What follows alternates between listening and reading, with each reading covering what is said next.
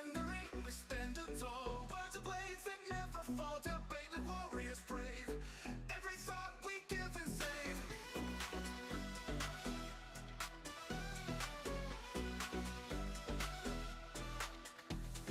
In the ring we stand tall, words of blades that never fall, debate like warriors brave.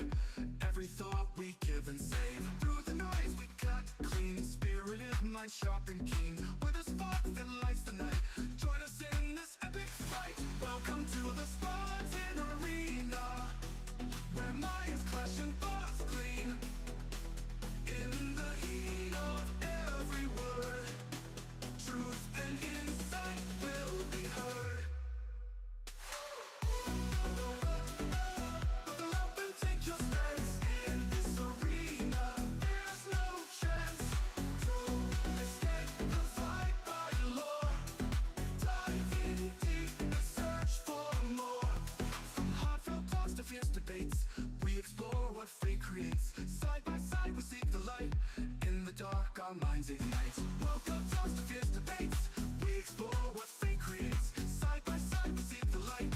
In the dark our minds ignite. Welcome to the Spartan Arena, where minds clash and thoughts gleam. In the heat of every word, truth and insight will be heard. Buckle up and take your stance. In this arena, there's no chance to escape the fight by lore. Dive in deep and search for more.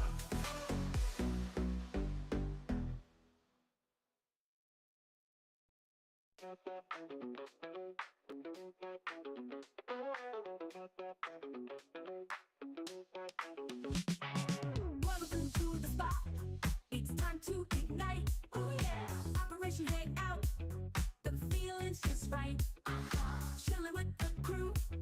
We're ready to groove. Opinions flying high. Come on, let's move. Hang out all night long, all night.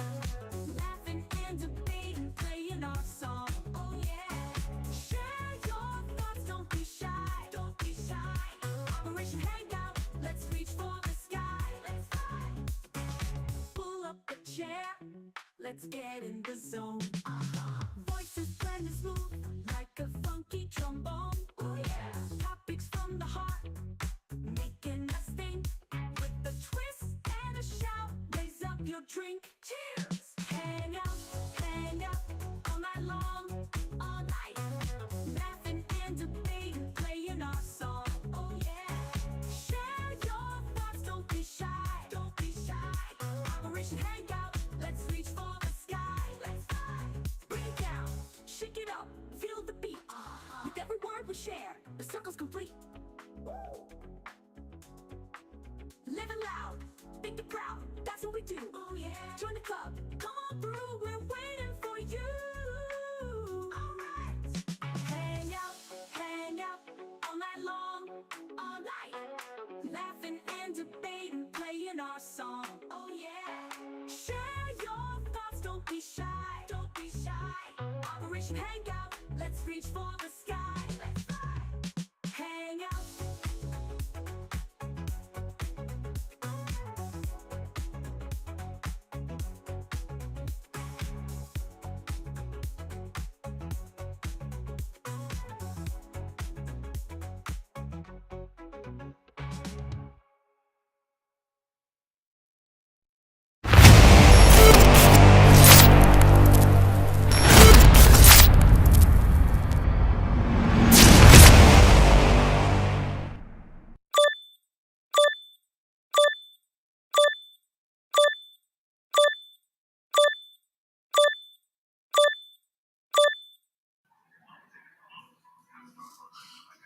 Ladies and gentlemen, it is Saturday, August 9th, year 2025.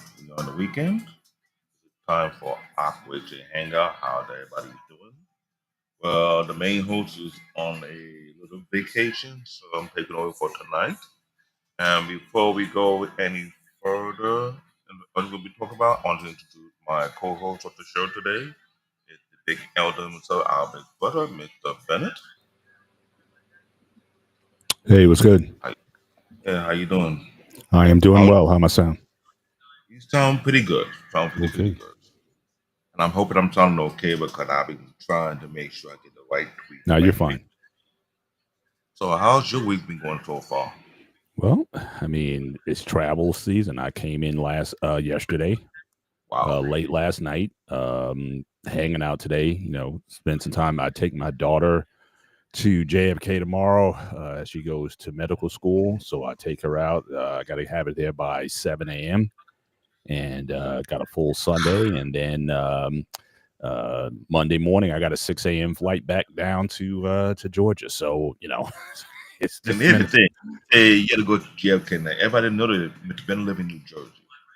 When you mention JFK, I know damn well that's not no simple drive.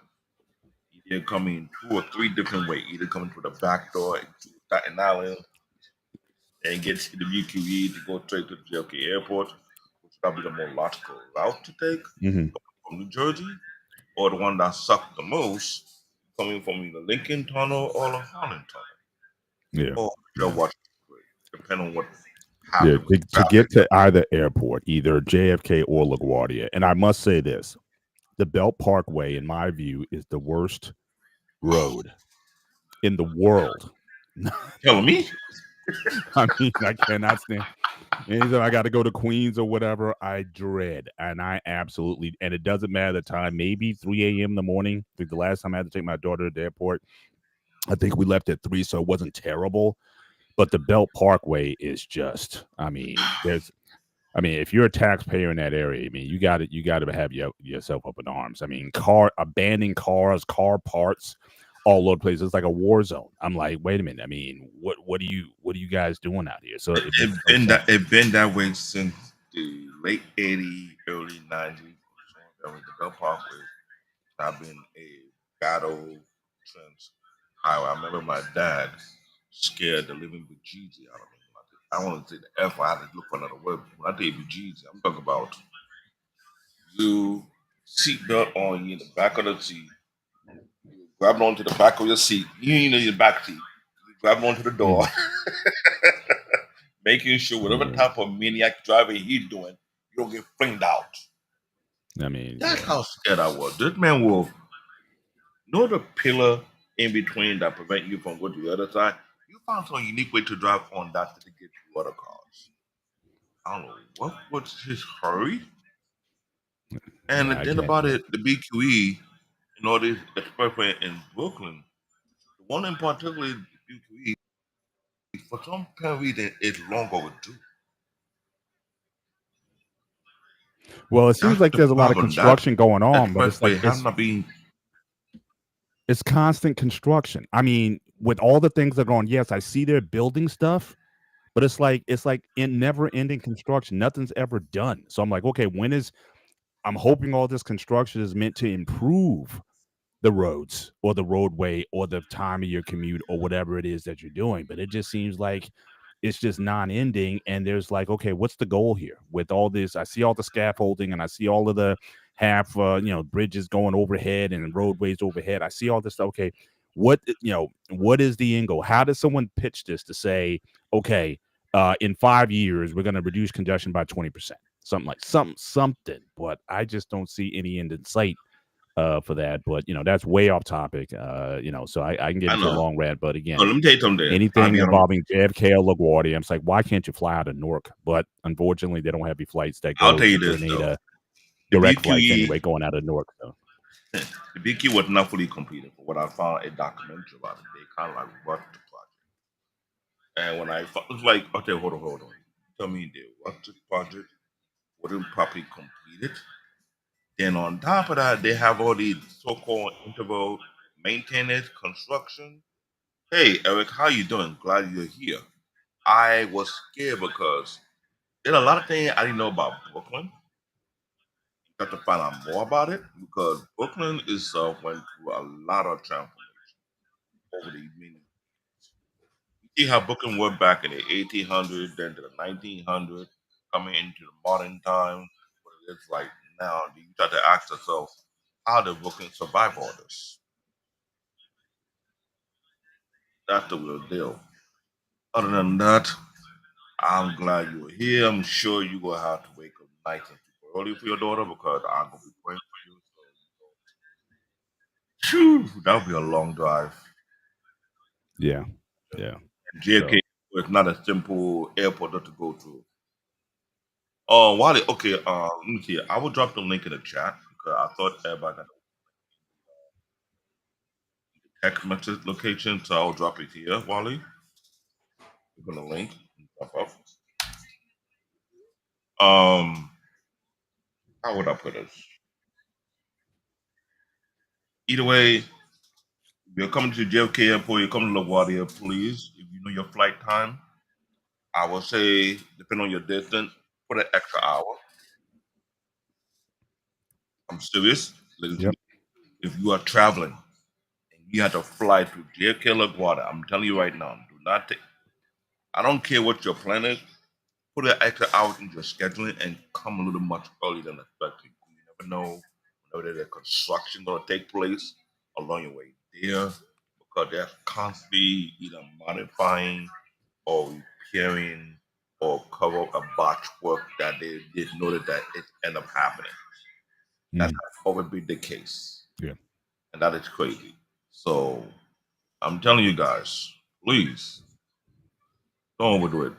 On that note, we'll be talking about today's topic, which is I don't know if I could call it a franchise, an American culture, an American icon, what make America like wrestling, because we know WWE is considered being embodied into the American culture. As it is. We have had multiple discussion about that part already in multiple angles. Superman. I had to abuse my assistant, aka ChatGPT, because you know him better than I do about the history of Superman. Hmm. I know it based on the Keanu Reeves, not what the Keanu Reeves. What's his name again? Before he got Christopher Reeve. put, there you go. Well, first of all, I think we need to level set this conversation tonight because, again, I think we've talked about Superman, I think, in the past. We especially talked about him during an episode. If I go back in the Spartacus Q Network and you Hmm. look up an episode, God and Superheroes. So we talked about that Did a lot as far as the origins and whatnot and how he was certainly one of the early ones and the significance of it. But I think we need to level set a little bit tonight as far as discussion, at least from what I just understood from our meetings leading up to this. Because, in fact, you can even, and if you you can, correct. show that first slide. Show that first Let me do slide that right now. because, we can go all over the map with this. So, again, this is all of, so in context, we're talking about certainly those Whoa. films that were live action films. So any of the animated movies, whether it be same thing with the Dark Knight series or the Batman series or Superman, whatever, we're talking about the live action, but in particular, we're talking about the movies, not the TV shows, not the series, not the serial. So if you go all the way back, Kirk Allen back in 1948, 1950, he was the first one to do a set of small films. You had Hmm. obviously George Reeve, who certainly had the famous Superman show in the 50s. He certainly, definitely did a lot to popularize the character. And then you had a 20-year gap before you had Christopher Reeve starring Superman, the movie. That was the first movie. Now, Everything else, are they related? George no, Reeve they're and not. No, they're oh, not. Um, so again, you had several series over the years. You've had Superboy, you've had Superman and Lois, you've had Smallville, all of the, and you had the certainly with the Flash and Green Arrow series, the Age of Infinite Earths series. You had Superman and Lois, all of these different cameos and series that have taken place. And the reality is, we'll be here all night talking about those. And I don't know, for me, I haven't had the time to watch all of these, quite frankly. And I know Superman And has certainly gotten a lot I'm of. glad you said that because I don't want to cut you off because when you get this slide, I was confused. Let me tell you why I'm confused.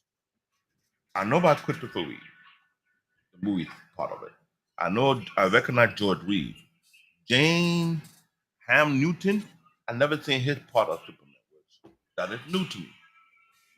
So Christopher, I never got a chance to see that side of That was Superboy, right? So there was a Superboy. live action in the 80s. Again, there was a Superboy series that came on. So I know I came so across that. It's yeah, Dean Cain that was the most popular version of Superman that I know of, but that was from right. Smallville that I was aware of. Tom Welling, it's somewhat a collaboration with how would I say the mix of show from the Flash, Supergirl, etc. When they Crisis, Earth, whatever series was doing, he popped up a few times. Brandon Root, never seen that part. Well, Harry that was Con- Superman Returns. Okay, so the movie Return. Superman Returns came out. So basically, what I want to pay homage to all of these guys because again, they all were live action actors who played Superman either on in film or on television.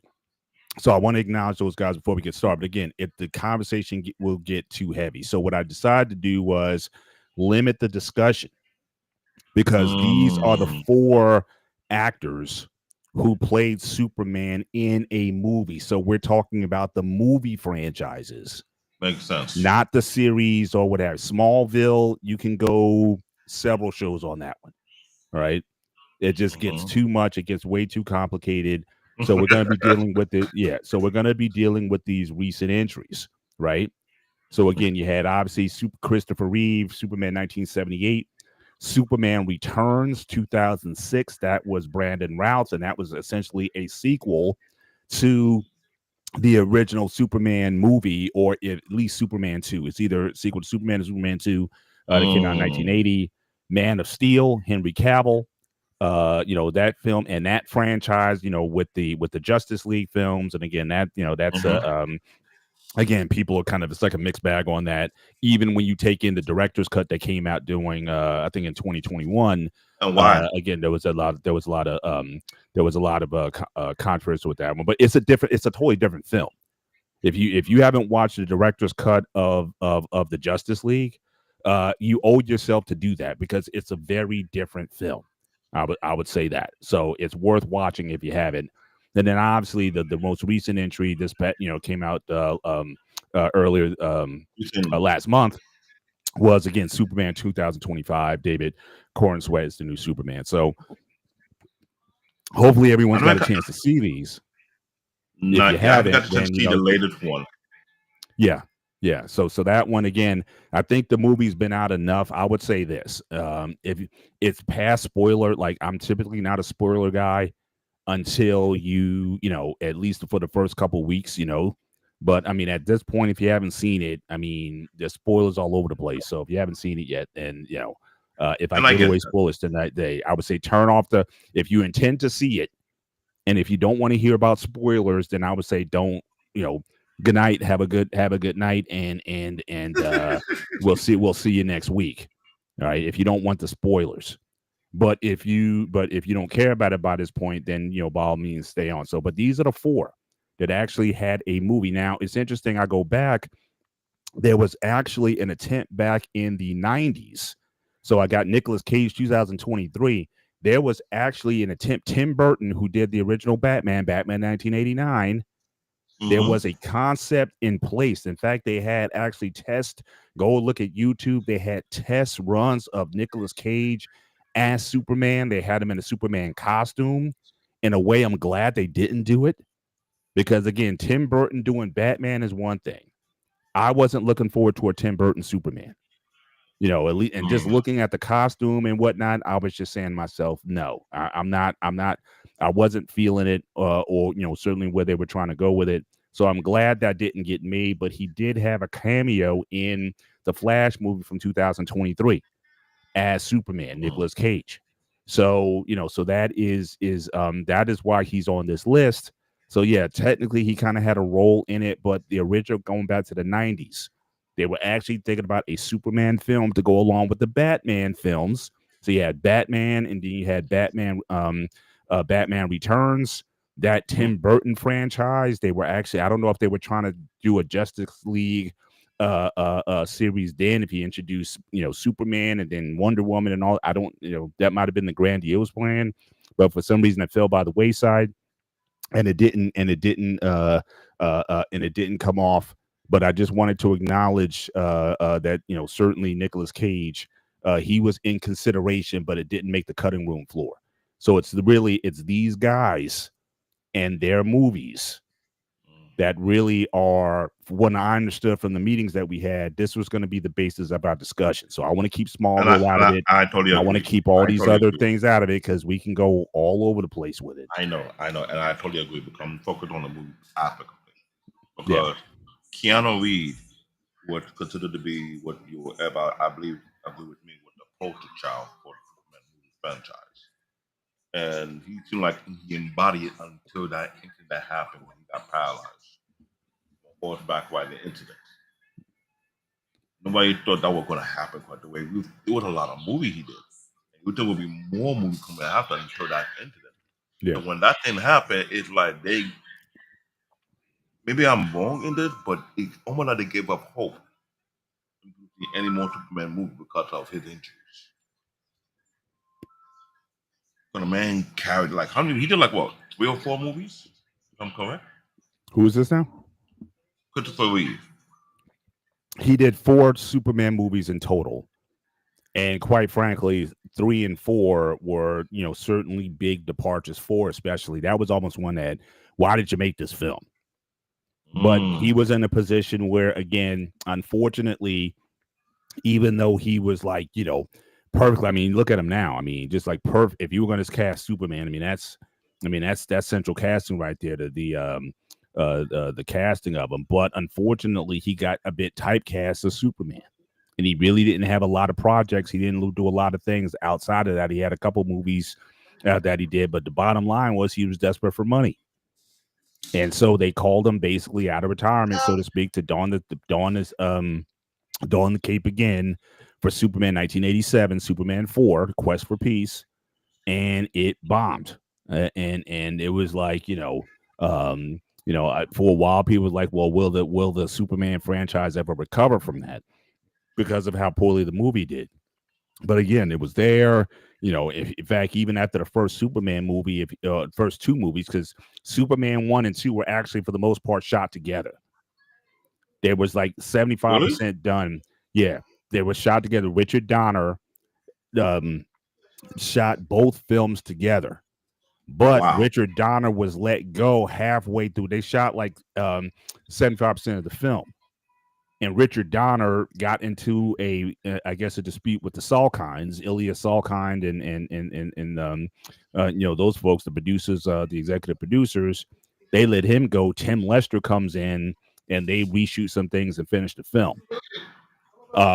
Later on, I would say back in 2006, I believe, there was a Richard Donner cut. So he had a lot of stuff cut. He reanimated whatnot and released it I on see what you mean because I'm looking at it. released it on DVD. The Donner cut of Superman 2. But originally they were supposed to be shot together back to back. I mean, Superman the movie was highly successful, and he was supposed to, that was supposed to be a thing. But even after Superman 2, he was already saying, Christopher Reeve, that he was basically done. He didn't necessarily want to do any more Superman films. But you were typecast to that too much. Correct. But then again, Superman 3, okay, you bring him back, and he was done 4 years later. Again, he's not making money. He's got bills, and hey, look, someone's going to offer you millions of dollars a role. What are you going to do? So he decided. But who was the writer for all these first 4 Superman movies that he was typecast? Well, again, Richard Donner, again, the director. I forget who did. I got to look at who did the original script. I think it was Mario Puzo, if I'm not mistaken, who did the original. Who also wrote The Godfather, right? I think it was Mario Puzo who came up with the original script for Superman 1. I'm not sure how much involvement that he had in Superman 2. Who did 3 and 4? I can't say. Or at least I could look it up, but I don't know those off the top of my head. But yeah, I mean, certainly, like I said, how the franchise ended, and sort of it doesn't surprise me at all that it took over 25 plus years before they introduced. I mean, Brandon Routh came back, 18 years later, again doing a direct sequel to Superman, and then that did less than expected. Now I like. I'm glad you said that 18 years because I'm looking at the year from 1987 all the way to 2006. Yeah. First thing came to my mind is, do they didn't have no actor within that time break? Now who I can- think I think the Superman 4 was so bad that again it was almost kind of like untouched property. Now again, in that interim again you had Lois and Clark, right? Mhm, You had all these other Superman, you had Smallville, you had all these mhm. other franchises that were going on at the time. So it wasn't like people were tired of Superman. It's just that when you're talking about a movie studio and wanting to invest millions of dollars into a movie, a feature film, that is problematic. And Tom Welling, just get back to, to not to dwell on that, but Tom Welling, for that very reason, he did not want to do a film and he did not want to don the Superman costume throughout the entire run of Smallville. He never put it on. Even at the very end of the series, when he's on the rooftop and he's about to fly off and he rips his chest open or whatever, all you see is some of the S. But that was part of the deal. He said, "I will never don the cape, or the uniform." So again, some guys it just they didn't want to be typecast that way, so they stayed away from it. And for a lot of the guys, I mean, let's be honest. Go back and look at these guys. They didn't really do a whole lot outside of Superman. If you look at George Reeve, he died tragically. If you ever go back and look at him, again, he couldn't really find a lot of work outside of Superman. That was it for him. So he, Because, but things here's the went. thing. Yeah, But here's the thing. I don't want to divert from the comic because I find it weird because when I see this roster of people who did live action version of Superman, the first thing came to my mind is look on the other side. The list of actors who did a live action version of James Bond. Was there any issue with those people being typecast as James Bond but able to find work afterwards? Or what about the franchise that make it seem so crippling? I just think it's the fantasy element of it. I mean, it's like James Bond. I think certainly takes place for the most part in a reality that I think a lot of people would find fanciful, right? I mean, James Bond. I mean, who wouldn't want to be James Bond, right? You Mm-hmm. got the greatest gadgets, you got the best cars, you got the Mm-hmm. best women. Mm-hmm. You save the world at the end of the day. It's almost like it's in some ways attainable And the for thing is, certain people. to portray James Bond, it's like you have to fit the criteria before they even allow you to play James Bond. Because there was a long list of actors that played Actually, James it's Bond. not many. I mean, it's a Not many. shorter list than what we have here. I mean, everybody's had runs, but go back to it was Sean Connery, Uh-huh. Roger Moore. Uh-huh. I'm not going to count David Niven. Okay, so Why? Casino Royale, that was a spoof off of James Bond. It's not in the canon, but you got them. Then you got after Roger Moore. I forget the oh gosh, I got to bring up my James Bond actors now. Pierce You might. Brosnan, but you had a guy before him, Pierce Brosnan, and then you had Daniel Craig, and then you also had the one guy who did On Her Majesty's Secret Service. So you're only talking like 6 guys. I mean, Okay, fine. it's not a big roster because those guys most of them had long movie runs, with the exception of the guy who did On Her Majesty's Secret Service, and then you had the guy who did the 2 films, License to Kill, and I forget the other Okay, one. and I get that part. When I look on the super, it's like almost like there's a boogeyman memo in Hollywood by George Lazenby was the guy, and Timothy Dalton. Those are the guys I was missing out on. okay. Eric covered for you on that one. Yeah. But here's the thing. Where you make it seem like if anyone be who during the case of Superman movie, it seemed to me their career is over. Is that what it sounds like? For Superman, yeah. I mean, look at these guys. Now, I would say the most successful actor out of this list is probably Henry Cavill, because Henry Cavill, he went on to do other movies. He's still doing movies now, but all these other actors, they had difficulty. Christopher Reeve, who is like probably the most iconic Superman, again, he had difficulty. That's why he had to go back and do Superman 4. But for Brandon Rock, I remember his face. He was who played Adam, Yeah, Captain, yeah, Captain Adam, whatever we want to call it, yeah, on yeah, the Legend of Heroes. correct. At least he able to got a job afterwards. But it's not. Again, it's like that's like your high point. You're not going to get any better than this. You know what I'm saying? Wally, you want to contribute to this because I'm kind of confused because it seems to me certain franchise are the boogeyman and certain franchise are not the boogeyman. What you thought about it, Wally? Wally, you there? What's your question? Concerning this franchise based on live action, based on the movie side of things, it seems to me if anyone would typecast as Superman, their career more than likely not going to take off after that. What's your view about that? I don't see that as a thing. I mean, that's really incisive because that could be a lot of things. We don't know backdrop stories. There's a lot of things and angles of that nature. I mean, granted, a lot of people can say, well, okay, if we're just talking about just in general of just the role overall, right? Tom Williams is like ever since Smallville, he never touched another role after that. Correct. But is it really because he's poisoned because of that whole role, or is it because of just people in general and him working with them, and that's all it? I mean, there's could be a lot of things in play. So it all depends on him as the actor and what he's willing to do and what he's not willing to do. Then, of course, it's all about like overall what the script was, if the script came and gone, however it is. So I don't see that as a thing of you're gonna be, it's gonna be poison for you. Because if that was the case, the same thing would happen with the person that played I forgot his name. I forgot the original person's name, but okay, our current day Captain America. He played Johnny Storm, right? Yeah. It didn't poise him to be the next Captain America. It's just luck. Or some people may say luck, others may say whatever, right? However you want to look at it. But me personally, did I think that he played Johnny Storm bad? No, I think to the archetype of the bad boy with and hot head and everything else. And I get it, but at the end, there's not so many actors who play Captain America compared to Superman. Hey. And what I hear from Mr. Bennett, and he's a historian about this factor, on the movie side of it, for Tom Perry, it's like I don't know what's up with Hollywood. I'm not too sure about this, but for some apparent reason, if you were typecast to a certain character for so long, that's like, okay, this is all you're gonna do in Hollywood. I want to throw another hook on this one. Harry Potter, the main character of Harry Potter. How many years he did Harry Potter from growing up?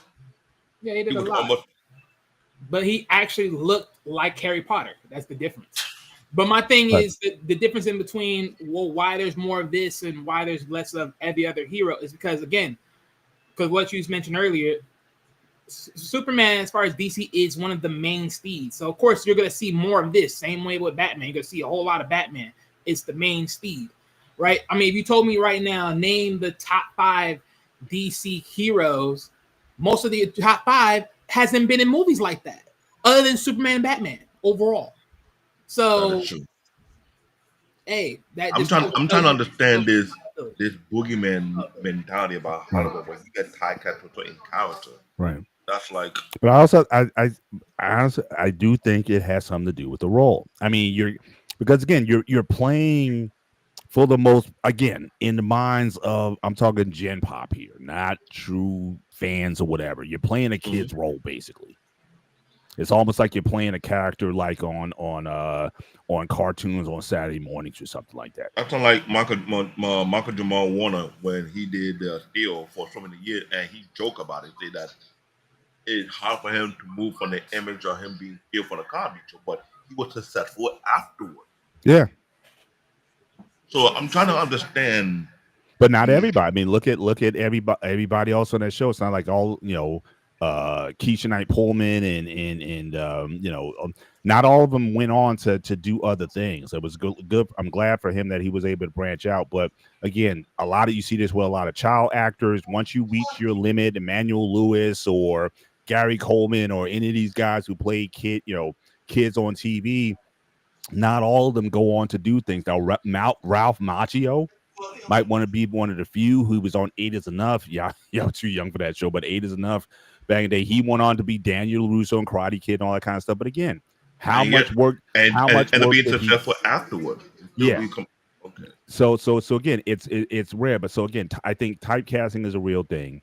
Being typecast in this type of role is also a real thing. But again, a franchise, getting back to the original comparison to James Bond, I think the property is much more adult. And I think there's a certain sophistication to it that I think doesn't limit you in the same ways that a quote unquote superhero would do. Because again, the way you're treated in there. Again, you're wearing the nicest clothes, the best cars, the best women, or whatever. It's kind of, you're in an ideal space. Most men, not boys. I don't know of any grown man who's likes to say, like, I want to be Superman. Okay, but I know a lot of folks who wouldn't mind being James Bond if they can have at least the lifestyle like James Bond.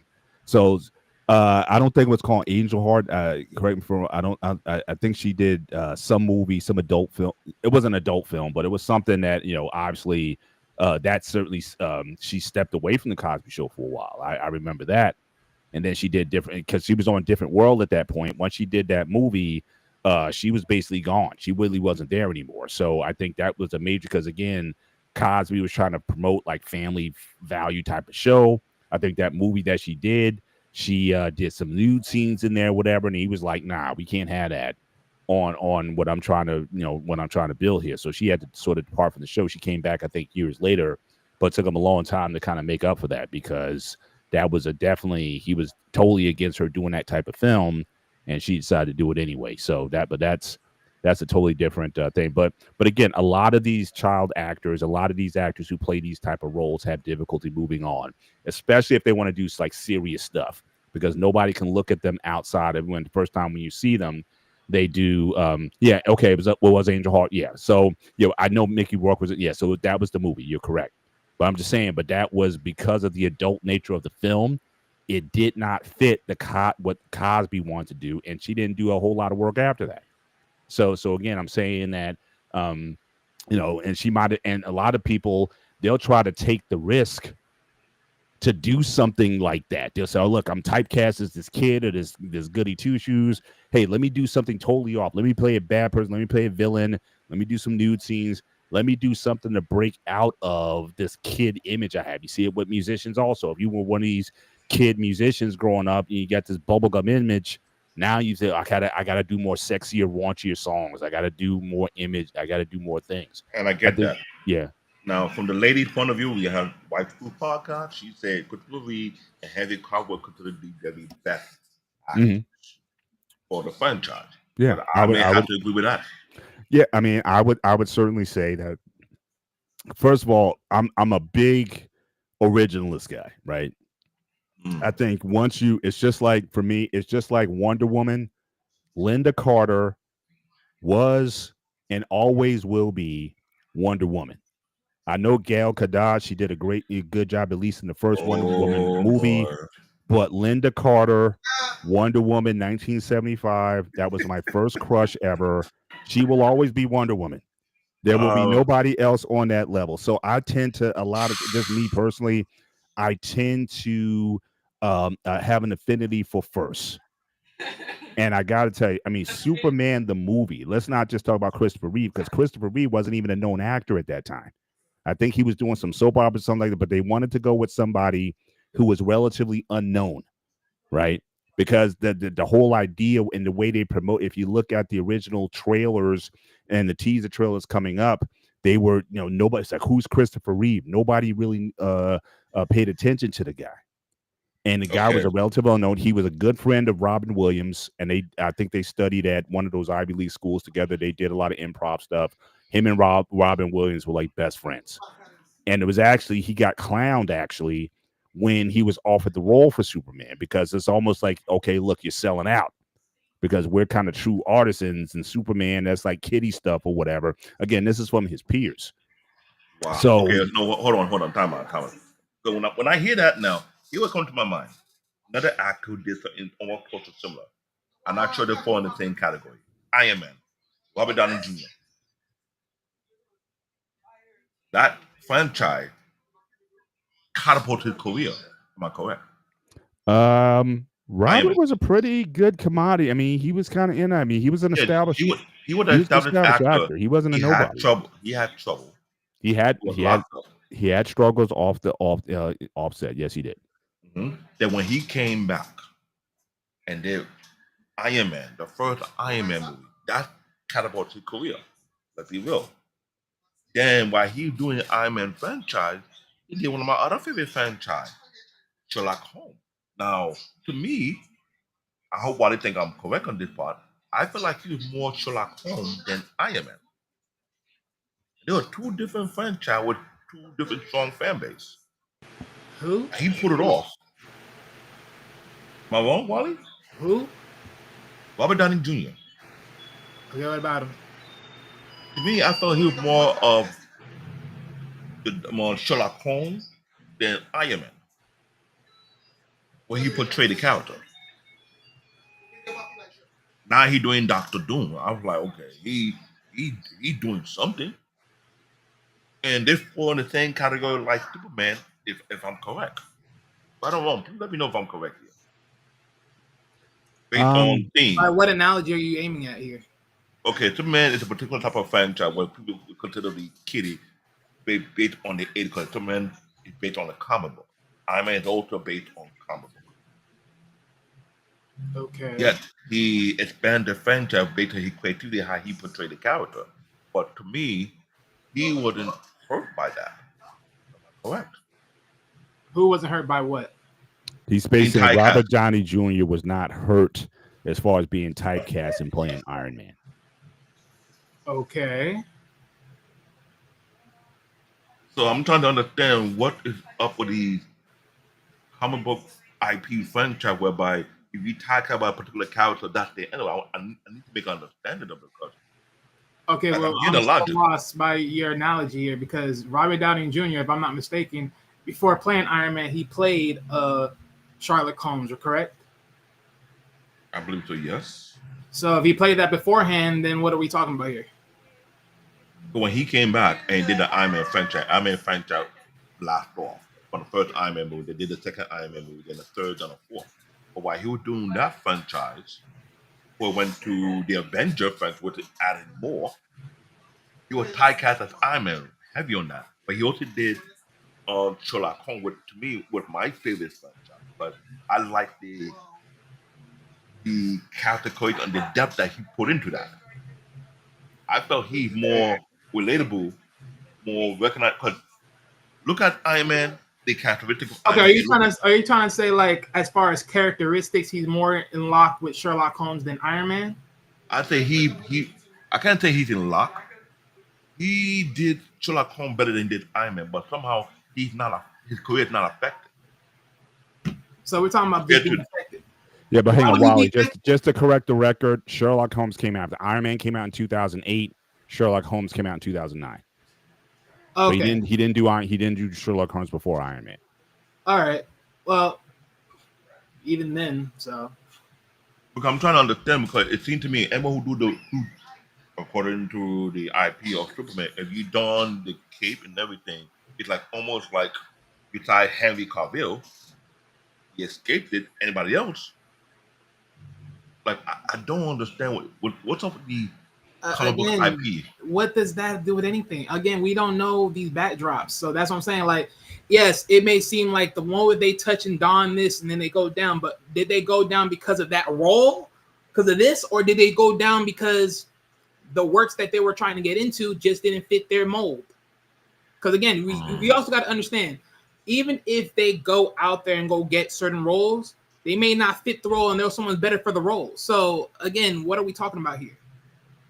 I guess he's trying to. I think he's trying to look for, I guess, causation or causality, where it could be simply But again, coincidence. causality would be Right, it could be right. I'm saying, stories. but that but that's oftentimes what's due. There's all kinds of conspiracy theories or curses of anybody who did this, that. But again, going back to these guys, I just refer to as once again. Again, I really want to get into the movie franchise, just given the time. That's what I'm looking at.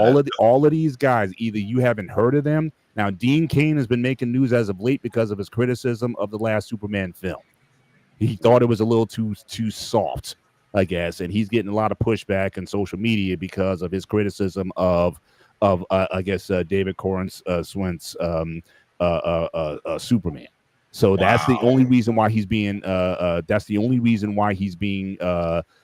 mentioned in social media, because of his criticism of the film and where it was going. But everybody else on this list, if you look again, Tom Welling, he had a long run on Smallville. I mean, he probably made as much money on that show, he never have to work again. But what he but you know, is he doing anything major? I remember I seen him in Draft Day back in 2014, a good football film. But again, a lot of these guys really haven't had a lot of work. And I've heard these guys interviewed. I heard Brandon Routh interviewed in terms of what happened after Superman and whatnot. And he talked about some of the missteps and things that went on in that process and how his career kind of faltered a bit sort of after that. So, all right, so pause. Yeah. So when you say missteps, what missteps are we talking about here? I think his attitude. I think his mindset, maybe his ego got a little stroked. That's what I'm talking about. And those are the bad drugs that I'm talking about. See, those things right there could just idolizedly just drop you down. Right. So that's what I'm saying. Like, those are the small backdrops I'm talking about. So right. Not knowing those out there openly, you will never know what happened. And you're 100% correct. Just don't get the roles. You're 100% correct. But when you have this slew together, people are going to put together some conspiracy theory that, again, the curse of the cape. Of course. The curse of the cape. And again, it's not just him. Look at Adam West, right? What did Adam West do outside of Batman? He made a couple of appearances on Big Bang Theory, but outside of that, what was his career after doing that, or Burt Ward for that matter? So from some execs, they said, look, I think I'm good to play this role or whatever, but it's like, sorry, only so you as Batman or whatever. I mean, a lot of this is also about who you get in front of and what they see you as, because they're the ones who ultimately sign off on the deal. Some of it could be your attitude as well. You're absolutely right about it. No, but again, I agree that part with Wally. But here's the main thing that I think about it. I think even to the point when you talk about Tom Williams and his attitude and his approach to everything and everything of that nature, that goes back to the idea of some people believe once they reach a certain point, they don't need to go back down.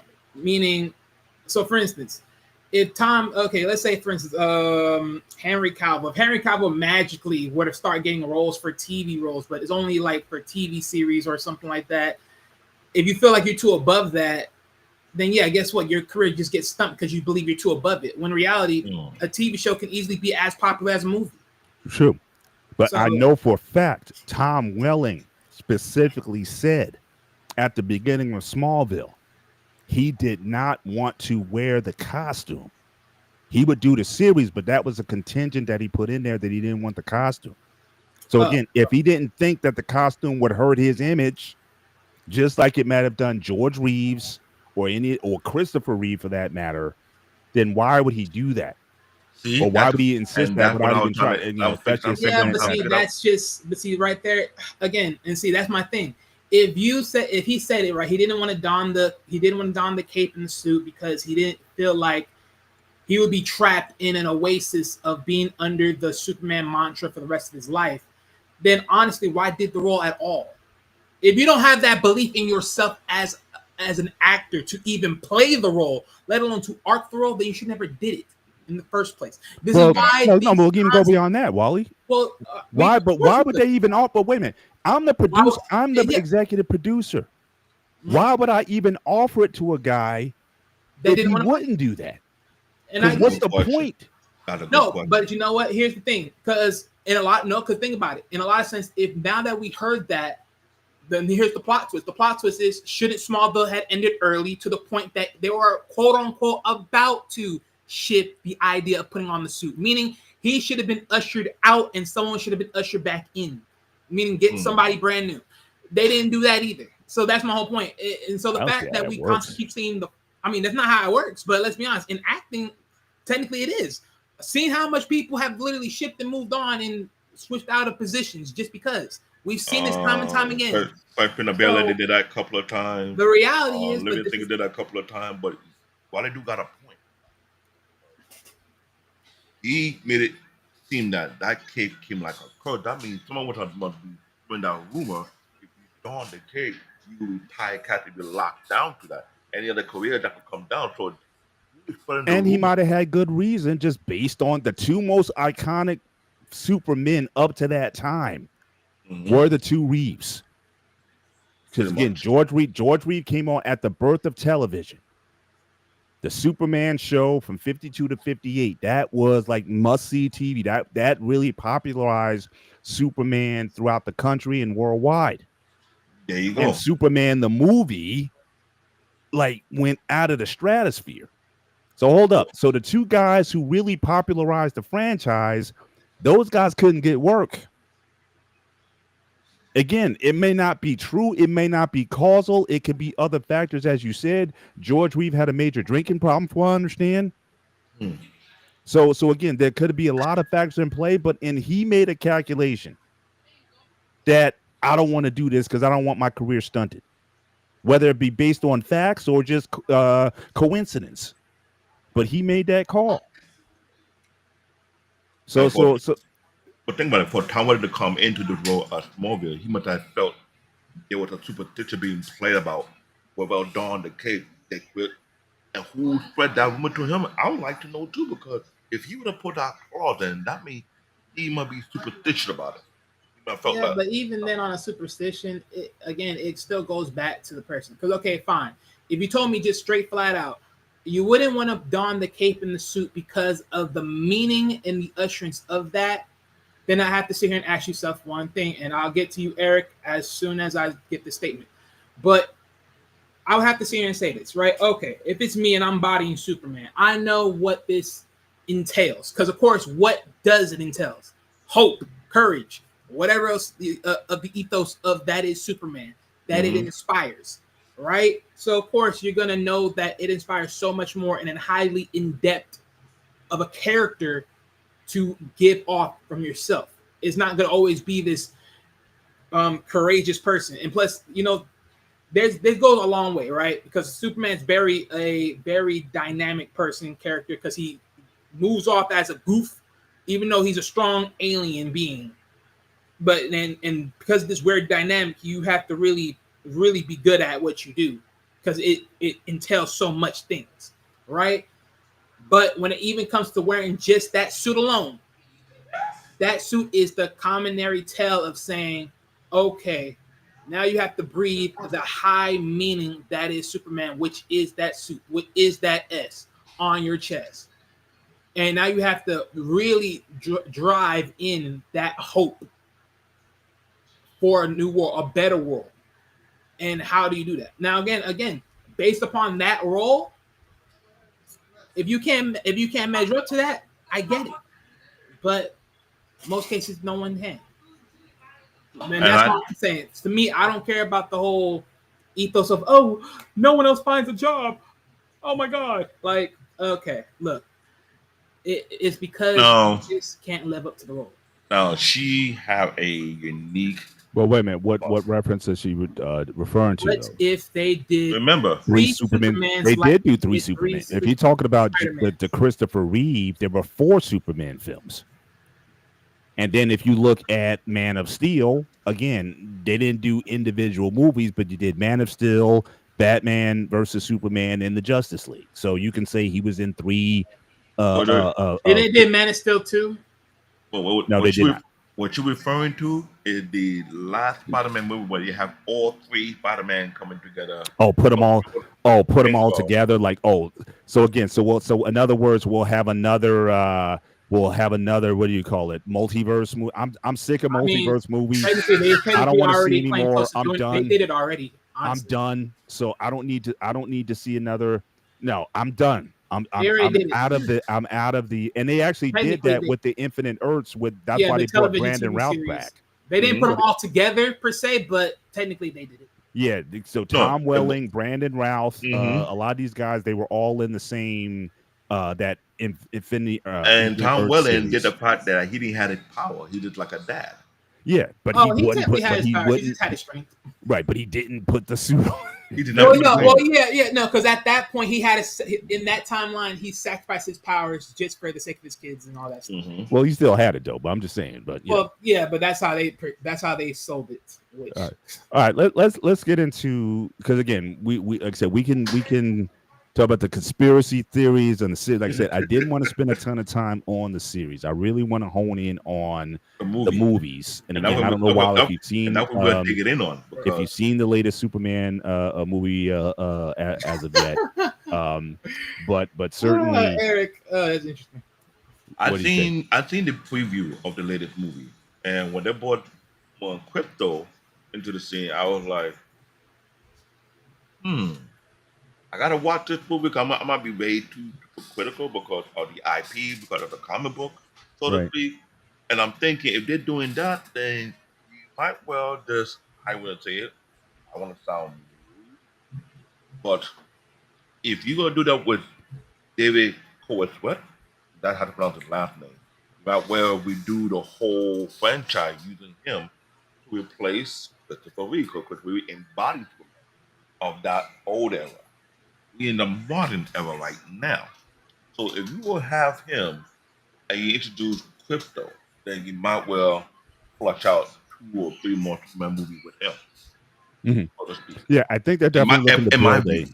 They're definitely looking to build a Superman franchise with him. Certainly at the stable. He's relatively young. I think he's like 26 or something like that. So he's a relatively young guy. And that is my idea. Because if y'all listening from Superman IP franchise, you're hearing this podcast, this is my idea. If that's the kid and he's a young dude. Yeah, and it did fairly well. It was critically from the critics and from fans. It did pretty well at the box office. Certainly, it might be the best film this year. Because I don't know Fantastic Four. I don't know if it's doing as well. Depending on who you ask, that's an argument right there. Okay, but I'm just saying. But it's not a bomb. It's not under. So it's not a bomb. It just, most people are saying. Well, as far as for what I've heard, right on my side of the end of the stick, they're saying that some people are saying Fantastic Four over this movie as an argument as far as comic books, and then I'm also hearing, well, it may not have bombed, but it's not over Henry Cavill's movie. So it's like. And that's what we want to. Yeah, that's what we want to get into. So let's. I'll be let's get into this. So again, I'm always an originalist. So again, I always pay homage to the original films because Christopher Reeve and just the scale. Because keep in mind, I mean, first of all, there's a lot of people that were thinking they couldn't pull this off, and you also have to think about the time. 1978, Star Wars came out the year before. And Close Encounters of the Third Kind came out the year after in 78. So you got some major game-changing blockbuster films. George Lucas, Steven Spielberg delivered. I mean, in a big way that changed film, changed how films are made, changed the level set for special effects. So people were like, can you even pull this? Raise the bar. Yes. So for this film, which was also an epic in the same vein as, again, I don't know if you guys grew up, and I don't know if Wiley did, but I remember probably David remembers, we grew up every Easter watching what? Superman. No, every Easter watching what? Oh. It's in the 80s and the 90s. The 10 Commandments. Oh. No, the 10 Commandments. The greatest story ever told. Right, but I'm saying, but it was epic. This was a 3-hour movie. It was. That went all the way back to the beginning. So it told you the origin. It had an it should have, would have went with Bizarro. Yeah, I would. Well, they kind of did Bizarro. If you think about it, Superman 3, they kind of turned him bad, and so it was like super bad Superman versus good Superman. So I guess that might have been their twist on Bizarro. But yeah, they didn't go in introducing it, but they kind of gave you some of that with that piece of the film, which to me was the best part of the film. But that being said, big budget, big actors, Marlon Brando, the Godfather, right, in this film. So in fact, he was introduced as the star of the movie, not Christopher Reeve. Because again, Christopher Reeve was a relative no name. Nobody knew who he was. So big scale, big sets, big effects, introduce different technologies to, and again, by today's standards, does it hold up? It doesn't hold up obviously as well today. But for 1978 audiences, the tagline for the film was, "We'll make you believe that a man can fly." And the special effects that they had at the time were such where, again, people were blown away by this film. So, again, it had a huge impact, big score. I mean, I don't care what Superman movie that you reference, even Man of Steel, the original Superman March is still the most iconic Superman theme, regardless of where you want to, add in another film or not. So shout out to John Williams, who is probably my favorite musician of all time. And so that was Darren Johnson instead of a Poole. But certainly big scale, big budget. Again, told you the whole breadth. His origin story on Krypton, growing up, the struggles and everything. I mean, the movie was going on for like an hour and a half before they even introduced Superman, like as Superman. Now, let me ask you They this took question. their time telling this story and fleshing it out before they just said, boom. Contrast that to the new Superman film. He's already there. It's like the first frame, boom, there he is. Here, the original Superman movie, they take their time and tell it in layers before the reveal. Now, here's my thing. You got director James Gunn, right? Yes. I'm sure you're familiar with his work, right? Yes. Now, knowing that they have him to be director of the franchise for the late Superman, you think they're going to keep him for a few more other Superman movies, or they're going to swap him out like they did every other franchise they've done before? Well, look, James Gunn has a track record. I mean, you talk about Guardians of the Galaxy and whatnot. So, I mean, he's that guy. So I don't think he's going anywhere anytime soon. And like I said, the film is doing relatively well. Okay. Well, some people compare it to the Cavill franchise. Mhm. Again, that's a totally different tone altogether. But let me just finish up with the original Superman. So again, iconic film, definitely was a major. If you want to talk about the evolution of superhero movies, it might have been the first to bring a superhero to life in such a way that people treated it somewhat seriously. So you had the Superman franchise. Again, whatever you thought of Superman 2, which was a lot of people thought it was better than Superman 1. So you had a successful sequel. Superman 3, not as good. Richard Pryor, I'm sorry, not as good. And the Superman 4 was a disaster. But that being said, it is a major pillar. You cannot tell the history of Superman, of comic book movies, without telling the story of Superman the movie. It is the next movie that really sets another fork in the ground is Batman 89. And then the one that came after that was Spider-Man 2002. So you can trace back to what the roots are of these superhero movies and studios feeling comfortable enough to say, okay, yeah, let's go ahead and put this to work. Those three movies, Superman the movie, possibly Superman 2, Batman 89, and Spider-Man 2002. Those really help to level set. And if you want to go back and mention like Blade, they say Blade actually saved Marvel. So if you want to put Blade in there, you can, even though it's not mentioned with those other titles. Put Blade in there. So those four are the most important movies, arguably, in superhero type genre history, right? So then again, after that, again, there wasn't an appetite. You had TV series on, but now you get to obviously the Batman series under Nolan, was, Mm-hmm. again, for the most part, very successful. Dark Okay. Knight is on my Mount Rushmore of films, Okay. of comic book films. No problem. I mean, totally a very different tone from the Tim Burton Batmans of 89 and 91. A Batman that's sort of in reality, that's not so kind of hokey Mm-hmm. in that universe, like a Batman that could actually exist in a real world. Mm-hmm. And when Nolan brings up Henry Cavill as the Man of Steel, again, a similar story, at least in terms of feel, to the original Superman movie, Mm-hmm. but he puts a lot more emphasis on the alien nature of Superman. The alien. Like if you look at the scenes shot on Krypton, you saw for the first time really Kryptonian technology, Kryptonian environment. So they really put a lot on that and made you want to believe that this is that Superman is an alien. I think with the Christopher Reeve Superman, again, because a lot of his values, that was interesting. In the first films, again, it said, why are you here?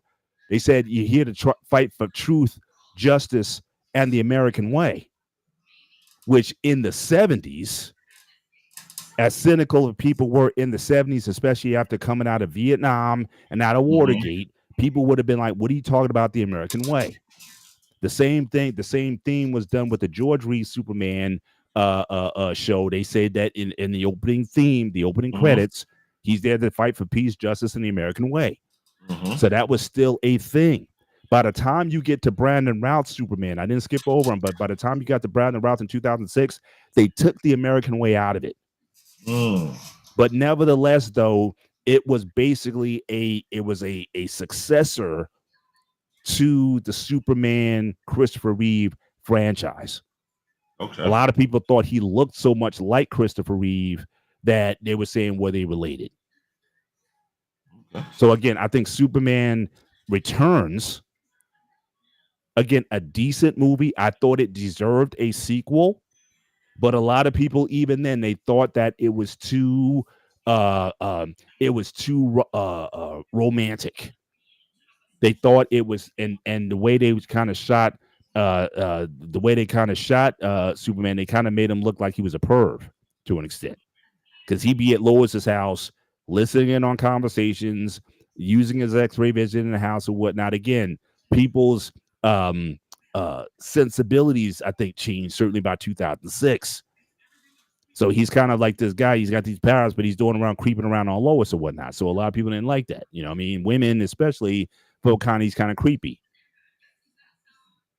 But I think that overall, I thought it was a movie that could have gotten. I thought he did a decent job in the role, but it didn't do as well at the box office as expected. I liked it personally, but a lot of people thought it could have been better, and obviously the studios thought that it should have done better, and they didn't greenlight the sequel. And that was unfortunate. But by the time you get to Cavill and you get to Christopher Nolan, again, his Superman is very alien. And I think that was the first time we were even introduced to Kryptonian culture. In fact, I believe there was a TV series called, I think, Krypton, I think, if I'm not mistaken. There was an actual television series that dealt with life on Krypton. And I think the Man of Steel movie had a lot to do with that portrayal. Now, likewise, again, the first movie was very well received. I think a lot of people liked it. A very different tone than the Christopher Reeve, Brandon Routh entries. But I think they liked it. I think where the disappointment came in was with Batman versus Superman and with the Justice League. Now, again, I will still say to people, if you haven't seen the director's cut of the Justice League, see that before you judge the film. I would just say that. You may come out with the same conclusion, but nevertheless see it. And it's a 4-hour film. It's also 4 hours. So keep that in mind too when you see it. I'm glad you did the breakdown there, because that's the talk that I need to hear and listen to. Yeah. Now the last, yeah. Go ahead. Now the last film, the latest film, again, different in tone from any of the other films. And for a lot of people, it's going to be that sort of thing. You either like it or you don't. I think it's not it's not comedic, but it's not so serious. Like anything with a Christopher Nolan film, again, he's a very serious director. All his films tend to be like very just dark, like tonally, just very like a monotone. If you watch any Christopher Nolan film, there's no comedy, there's no joy.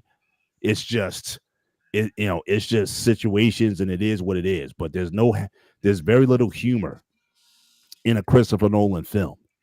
This film, again, it has some serious stuff in it. It has a lot of politics, and I gotta be honest. I mean, for a lot, you're gonna see in this film a lot of what's reflected in culture today. A lot of geopolitical things that are happening today. They're gonna scream at you very loudly. And that's probably why guys like Dean Cain reacted the way he did, whether you agree with it or not, is because the film definitely goes political in certain ways in terms of what Superman's role is in the world, and also how he approaches how he thinks, how he approaches things in a way that's never been done before. The thing with the Christopher Reeve films, he's just Superman. There's no depth in the David Cornsworth role. Some may say it's too deep. It's almost like, like he needs a psychiatrist, or the internal issues that he wrestles with, or whatever. It's like he needs to be on someone's chair, talking out some issues or whatnot, and things that he is. And here, the big thing is, it's almost like, and this is probably, for some people would say, the biggest criticism of the film, or the thing they may like about the film.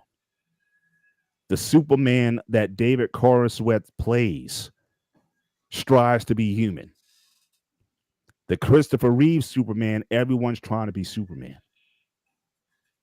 That's a big difference. So again, when we were kids, when this came out, everybody took a bed sheet and wrapped around their neck and went around flying like they were Superman.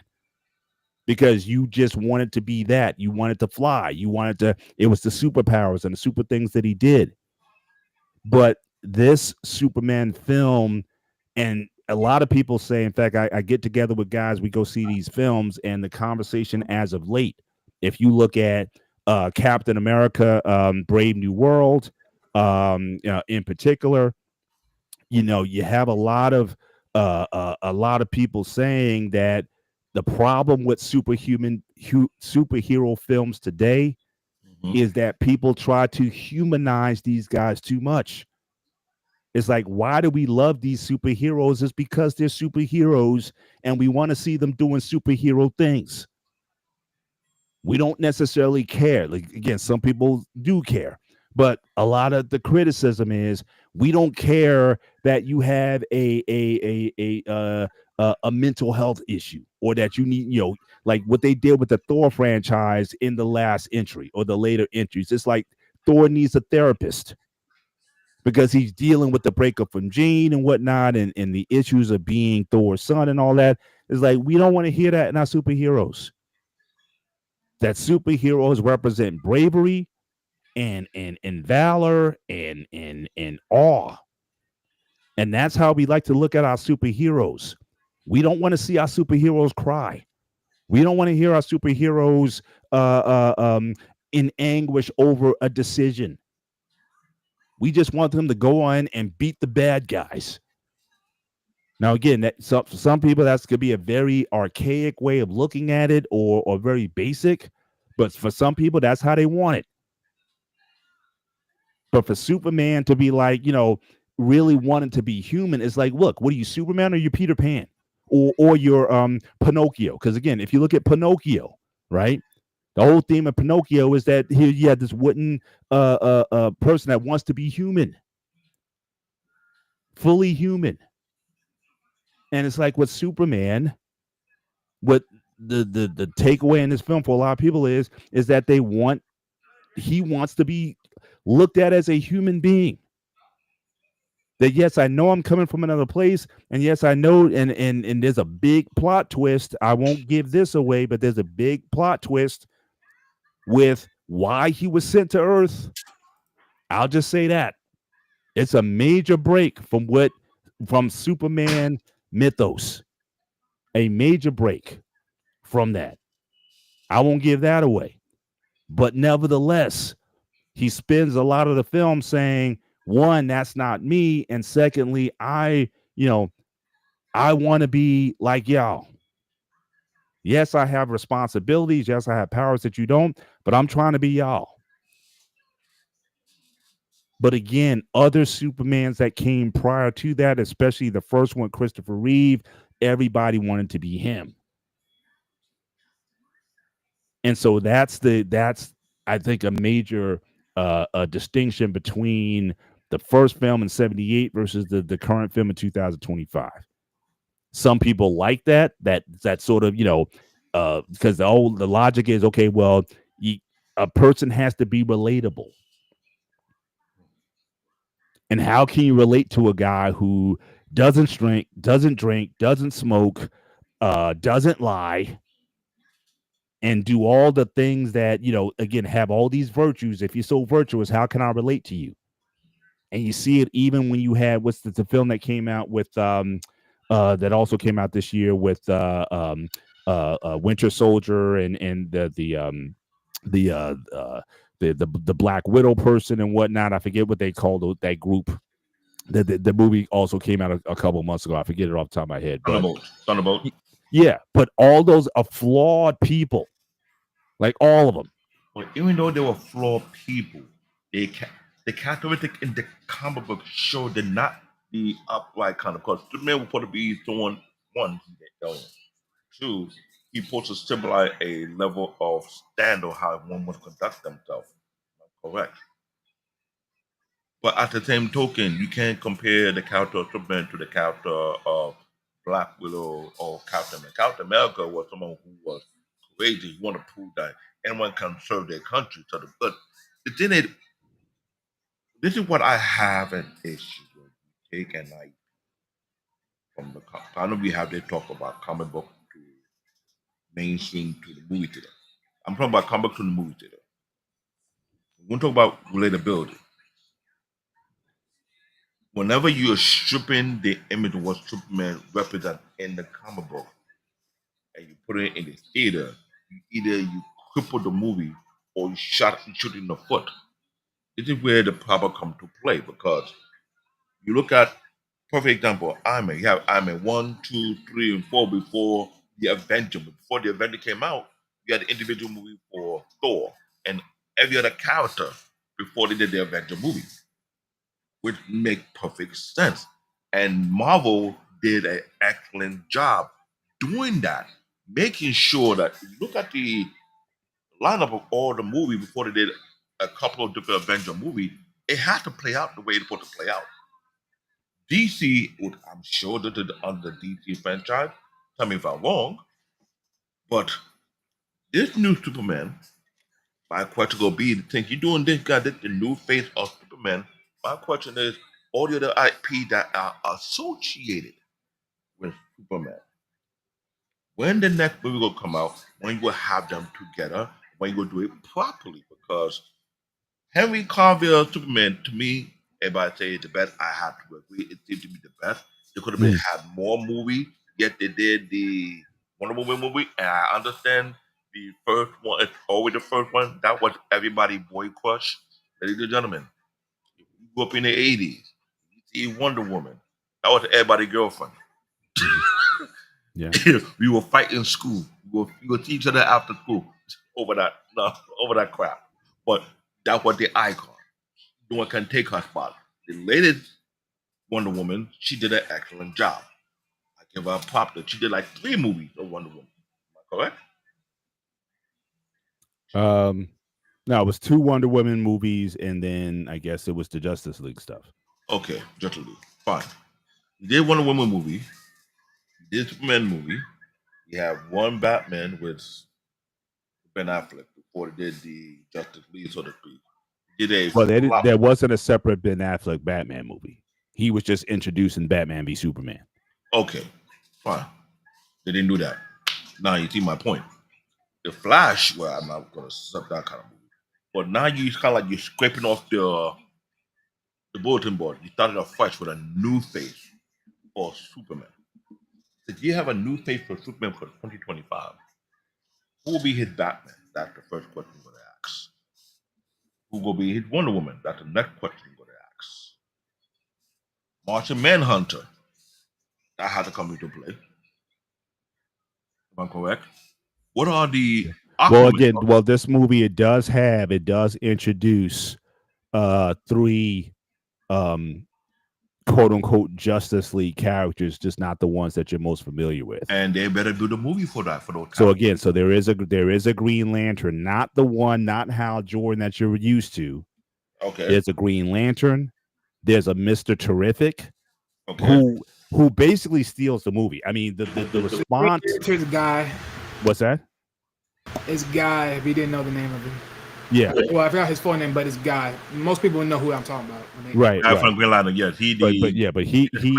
But apparently he steals the movie from a lot of people. Like they loved his role, and they're hoping that they do more with him because of the job that he did in Superman. I mean, that a lot of people. And that's what I'm talking about because here's the problem. I'm sure you pay attention to what I'm doing. You introduce a new face, then you scrape it on all the other people's face of every other character they portray. I mean, the Henry Cavill class is gone. No one's coming back from that. There's no more movies from that class. Started a new class with David Corensway, whatever you pronounce his last name. Now you need the Batman to match with this one. You need the Wonder Woman to match with this one. You need the Martian Manhunter to match with this one. Am I correct? For the Justice League. So, yeah, I mean, just as that, Hawk Girl was the other one. So you had Mr. Terrific, Hawk Girl, and like I said, you had the guy, a Lantern. He's not your typical Lantern. He doesn't certainly. That guy. That's the smart. That's the Mac. Is the what do you call it? Mask mount. What I want to call it? He's the smart mount kind of dude. He's more like up the middle finger. Yeah, very very much so. He portrayed exactly the same. So he is not comic book. Yeah, he is definitely not the. He's definitely not the. He's not nice. Yeah, and but a lot of people loved him too, just because of that. You know what I mean? Now that you do that, you need to have his own standalone movie. You got to do him justice because, if I'm correct, DC this is their last chance to do it right. Just like how Marvel, because Marvel did movie for. Let's be real. Not trying to sidetrack from it. Since the Iron Man that came out, how many Marvel movies since Iron Man came out before they did the last Avenger? How many movies altogether? Like around 15, almost 20 movies. Mm-hmm. A little bit more than that, give or take. Well, if you're saying just under Marvel alone, then yeah, that's a couple. That's from the MCU. Yeah, that's what I'm looking at under the MCU because when they did Iron Man and did Iron Man 2, I was very pissed off. Yeah, you agree with me. When they did Iron Man 1 and 2, and they have the general who put to be the Red Hulk, right? Yeah. It's not the same general from that Iron Man franchise. It's a different general. Am I correct? No, it's still Ross. It's just a different guy playing Ross. Bingo. That's what I'm referring to. With a different guy altogether. And I had an issue with that. Because when you start to throw, the same way I had an issue, they swap out my War Machine. I didn't like that. I kept quiet about that. I'm like, and while they say you could do swap them out, but it did that. Yeah, well, I like Don. I mean, Don Cheadle, I think is such a great actor. So I didn't mind. I didn't mind the switch from Terrence Howard. To be honest, I think that Cheadle is I think he's just a great actor. So didn't mind him taking that role over. But I definitely understand your point. You know, when you switch characters midstream, when you switch out actors or whatnot, you know, a lot of times you're going to get a mixed reaction from that. So I can appreciate people having an affinity for a character and you just do a swap out. But, you know, things happen, you know, deals, because I think Howard, he basically wanted more money, basically. that was his thing. I think his ego might have got a little hold of him, and he was like, "Look, I want more money to play the role. I want what Robert Downey Jr. is making." I mean, really, And he bought. Go ahead. I'm good. Go ahead. Wally, speak, please, speak. Say what's on your mind. Say what's on your mind. Oh no, I was reading what Eric was saying, but okay. So as far as the character, what you had said earlier, you said about the War Machine. What happened? No, I'm just saying when they no, changed. Not you, Miss Pop. I know what you're saying. I know your stance. I'm talking about David. My thing is, since they swap out the class, they're having David Cohen with. The way I look at it, if you're gonna do this right now it's a new movie. Yeah, it's 3 new casts that probably be part of the Justice League, right? I mean, you can't be doing no put you again like you did it. Okay, you're going way too far. I'm talking about War Machine. Get to War Machine. War Machine. My issue with War Machine was this: the first character of War Machine, he fit the criteria that's shown in the comic book. Dante, he's a great actor, but he's too small for War Machine. It was like a downgrade to me. So what was the downgrade? What was that? What was the downgrade? Okay, let me be totally clear. When you're doing a tie cast for a particular character based on the comic book, it's its own requirement. Because we ain't gonna do the same BS like what happened with John Reacher. You have a smaller dude play a character but be bigger for his size. That's what happened with War Machine. Okay. Ken Howard fit the criteria that would make. Yes, he asked for more money. I get it. They could have negotiated, but we swap him out and put Don Chin in. Don Chin, size-wise, didn't fit War Machine characteristic. So, okay, so pause right there. Okay, so let's understand one thing. This is a suit. It's a suit. I understand the suit. It's a suit, ladies and gentlemen. It is a suit. So, for me personally, the suit part, that don't really mean nothing for me. Okay. It's a suit. Now, you want to talk about the main character? Let's get one thing clear. Throughout the comics, is a particular, special agent the same across the board? No. He's neither white or he's neither black with a little color on his hairline. Again, I'm not really gonna hold up the idea of that. For me, I get it. I'm being technical. I get it. Well, yeah, but again, even for me, it's like, do I blame Terrence Howard for asking for more? No, because for me, I don't know where Terrence Howard's mindset was when it comes to this, but if I'm in his position and maybe if I did some digging and understanding, knowing what is War Machine, I ain't gonna lie. If I'm gonna be a side piece and I'm gonna be connected to this in long terms, I might want a little bit more. I just might, because again, eventually I know that there's gonna be something in this, right? And if there's ever a moment within comic book history where, like before, those supposed to be quote unquote the suit wars or suit wars and all this, whatever.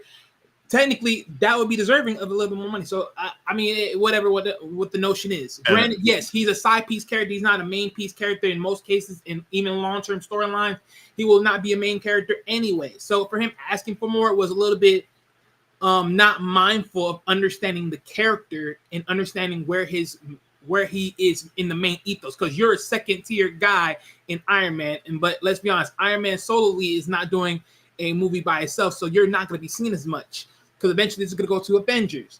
So if he had that foresight a little bit and understanding, he would have did that. But again, that's a pick and choose of what notion happens. And I get it. And I get it. I'm telling you that same fundamental applying to this one now, because you had 3 new set of characters added to the Superman franchise. Now the question is how well DC will play this one out, and they're not going to screw it up over. Because, like I said, I will crap it on the Justice League, because the guy that typecast for Aquaman, no disrespect, he embodied it to me, where I looked at it. Now okay, I know it. But the actor you said that plays for Aquaman? Yes. You said that he embodied it? In a way, to me. I mean, I'm not saying he didn't, but at the same time, because now I think his hairdo wasn't the same, but yeah. Because now they took his class out. Who gonna be the Aquaman for this? Mm-hmm. This is what I'm trying to point out. I'm just trying to point out the obvious. Yeah. because No, I get where you're going at with this, but I mean, at the end of the day, they haven't shown that version of Aquaman in this. no, they yet. haven't shown it yet. I get it. I understand it. Right. But when this movie right here, when we talk about Superman, Superman is like a linchpin to multiple. Like it or you don't. Yeah. And I don't know, just based on who they rolled out for this film, I don't know if you're gonna have. I don't know if you're gonna have like I guess the core four, if you will. You know, Batman, Wonder Woman, Aquaman, and or whatever, whoever you want to consider that core is. Well, I would say like core 5 or 6, but okay. Right, but I'm just saying. But I don't know the way they roll these out with these characters. Again, Hawk Girl is a minor, on certainly on the lower end of the Justice League. Tier 2, and 3. again, Mr. Terrific, again, a breakout character. Like I said, I think a lot of people were pleasantly surprised by by his role in the film. And it was one of the first, because one of the things I mentioned from some time back, I talked about how one of the differences I see between Marvel and DC, a lot of Marvel is based on having very smart people as either heroes or villains, but they use their intelligence to either create weapons or devices for good or for bad purposes. But a lot of the inventors, Reed Richards, Bruce Banner, Tony Stark. I mean, just a lot of you didn't necessarily have like a lot of this like smart people like that in DC, at least not to the same level, at least from my observation. But here you got Mr. Terrific being introduced as someone who is genius level, and he invents things to solve problems. And so he's one of those folks that certainly doesn't get a lot of recognition, certainly not in the classic DC realm. But again, I think that image, you have a black man who is probably the smartest guy, one of the smartest guys in DC on film, and is charismatic. I think that's gonna do a lot. I think to as far as helping to have that character have it, if not a spinoff, but definitely people are looking forward to seeing him again. And I think that was a very pleasant takeaway that a lot of guys that I know who saw the movie really appreciate.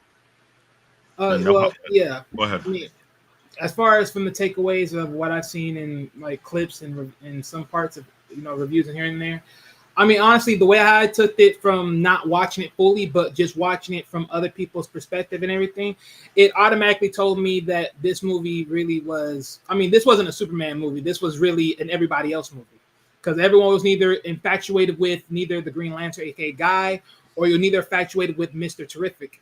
You really didn't give a rat's ass about Superman, because you're neither looking at him like, why is he bleeding? Why is he getting banged up? Or, the way that he is. And, again, this is where it goes down to the understanding of, well, how is this character really being portrayed? How is he really being seen? What comic book is he referencing?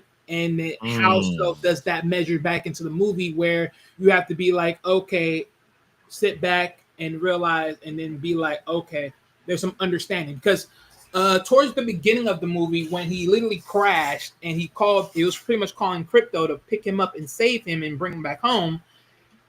There was like a blink moment they showed green, and it seemed that it was kryptonite, even though there wasn't you didn't see the actual stone, but it showed green. So for a moment, I'm like, okay, this is the only reason you can only bleed, because other than that, you're taking damage, yes, but you're not bleeding like this.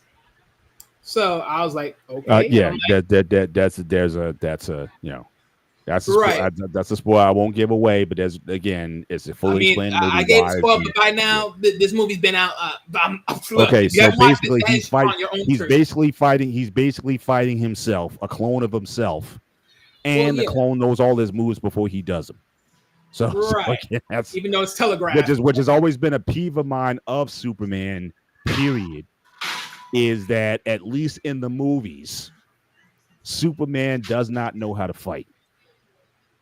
Well, of course, at least in the movies. Now, again, in the expanded comics of the DC universe, I'm sure he might be getting some martial arts training from somebody who's good at martial arts in the DC universe. No. I'm just saying, then that He's a brute through and through. Right. And because he's a brute, Lex is able to figure out his style, and he's able to counteract his moves before he does it. So he's being basically beat up by a guy who has the same powers that he does, but he's one step ahead of him, and that's why he's beat up at the beginning of the film. Well, yeah, that's pretty obvious. Well, yeah, of course, I've seen that, and that's pretty obvious. Well, of course, like that's the other obvious. But then, as far as just because like touching even further into this, because like as far as much as I've seen of the movie, and just like interacting, like I said, it seemed more so. It was a superhero movie for Guy. It was a superhero movie for Mr. Terrific. Hawk Girl, honestly, not because the history of Hawk Girl. So that's a little bit. I can't really say that. It was nice to see her, but it wasn't needed to see her. And that's another IP character that doesn't have a standalone movie yet, because a few times you see hint about Hawk Girl. But Hawk Girl is not that very strong. And when I say strong, I mean because it goes back to the real IP character, which is Mr. What's his? I know it starts with V, but Mr. Vander. Mr. What about Hawkman? Because the only time we talk again Hawkman goes to the same story. Goes to the same main guy. No, goes to the same main. Well, yeah, but Hawkman is really more so with Hawk Girl as far as their relationship, and then going back to Mr. Savage. So yeah, it goes to the same. It goes to that same story. So that is not an important, but that also has already been spoken about. DC's Heroes of Tomorrow has already been shown in that TV series, so that story is already there. But as far as movies wise, she was really one of those characters you didn't really have to show up because you already seen her already. As far as the TV series wise, so that was sort of like. But again, still lovely to see her. Still nice, but not needed, in my opinion. Yeah, gotcha. But yeah, overall, yeah, it was pretty nice. What else is there, honestly, from this movie? Yeah, I mean, at this point, as far as where we are in the show, if we're talking about the movie specifically, as far as the current movie right now, again, if you didn't do enough research, then again, I hope you did just watch it for what it is. Because if you're watching it in the sense of comic book lore, you're gonna F yourself up. Because one thing I say this right now, one thing I've learned with any comic book movie nowadays, one, you always got to do your backdrop research. Understand what comic this is coming from, understanding the origin stories, do your research on the villains that they're facing, how so they came about in connection and all that other stuff, because you will hurt yourself rating this movie not correctly, the way it should be rated, and you'll see that it is you're calling it out just because it's not what you expect or it's not what you are privy to. And one thing is for sure, the story that they sold was, in this case, James Gunn, that he sold and allowed to be on TV to the world. It is very much a mixed bag of what it originally was entailed. Like pretty much what you said before, right? The historical message that was left to Superman from his parents. Well, you heard something way different. And boy, when I heard this, I'm like, oh. I was like, man. I like if for the heads up. Well, yeah. And I was like, wait a minute. Yeah. I'm like, well, where was this on the Henry Cavill side? Because I would have been okay with that a little bit. Because again, people like sit and say Henry Cavill was the best Superman. I'm sorry to say this, but I don't agree with that. And for a simple fact, yeah, I don't. I don't. No, I don't care what you say. No, I don't. Again, I go back to understanding the character and the model of the character. So no. If Henry Cavill had became the Superman that donned the black suit and something like that, now that's different. But because I don't understand the archetype of backdrop story of his Superman and knowing where that comes from in comics, I wouldn't say that's the best, especially since it didn't even get to flesh out. But personally, as far as the everyday Superman that we're supposed to know and love and everything else of that nature, the model, he don't fit the model. He is a brute through and through. He has no emotions towards nothing. He only cares about one thing. Well, a few things. And then that's it. Other than that, he's a dick, a sedated dick that's really to mongrel everybody in his sights. Which, don't get me wrong, I'm not saying I don't respect that. But at the same time, as far as the character model that you're selling, you didn't sold it. I get your point. Yeah. Woo. One thing I want to, well, two things I want to say. One, certainly certainly a common arch nemesis in most of the movie franchise is Lex Luthor. I will say this: I think the current Superman movie, I think that was the best version of Lex Luthor, in my opinion. I think it was the perfect blend of intelligence and whatnot.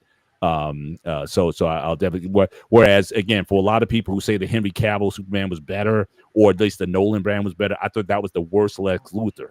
That guy they got Everyone from believes that to be the yeah, worst Lex Luthor. that guy was awful. Totally different Didn't character. care. That was like a spoiled kid more so than anything else. So I did not Didn't like. care. Yeah, It couldn't be bald. Like what? I thought no. Tell me if I'm wrong. I thought the best Lex Luthor came from Smallville. That too.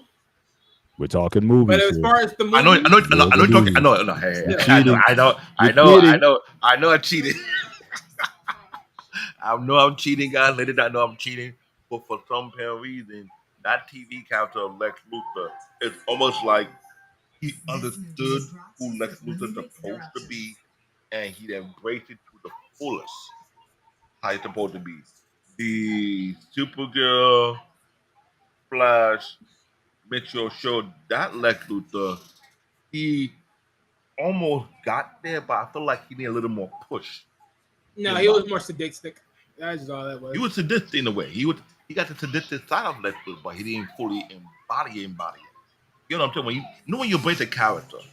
Yeah, but I think also, to be honest, because for those that know of the Lex Luthor in the other TV series of the Superman movie, or the other TV series like Supergirl, and of course, and all that in the current day of the modern day of the current TV series, if you know who that character is and you know where that came from, of course, you already thought to yourself, it just did itself. And I ain't gonna lie, it's sort of partially on the character, of the actor who he is, in a sense, but also it's this that cautionary tale of the story between Lex Luthor and Clark Kent / Superman, because of how the bond began to derail after finding out the secret and all that other stuff. So, but then again, like I said, of course, that's fine. Makes sense. That's why I'm looking at it that way, because if you have already talk about it from our anime show, come to character portray. If anyone will fit that character, you gotta do it justice. You can't just do it half-assed, or you can't just let me do my own twist. Let me do it how I think it should be, and you bomb it. But I'm here with you now. This movie is pretty good, so I'm going to watch it myself. Now, I'm not going to be super critical, but I'm going to be critical about it. I'm going to be critical because I need to, like you said, what version of the Superman comic book is they basing the character off? That's one. Well, the fact that you got Guy of all Green Lantern, Guy, the a-hole of the Green Lantern, that's his nickname. He is the a-hole. He's the smash mouth. I don't give a F mouth. He's the one that even Yeah. Yeah. He's all of that. So again, you gonna love that, like it. But like I said, I would definitely say it is the most political Superman. I think that it's going to be the most relevant. I mean, like they have so many different images in there that you're going to be linking to common day events and common day people. That that again, it's almost like they're not masking what's going on. Which, and again, that might have been evoked what Dean King was saying. Now, again, I don't agree with what he was saying.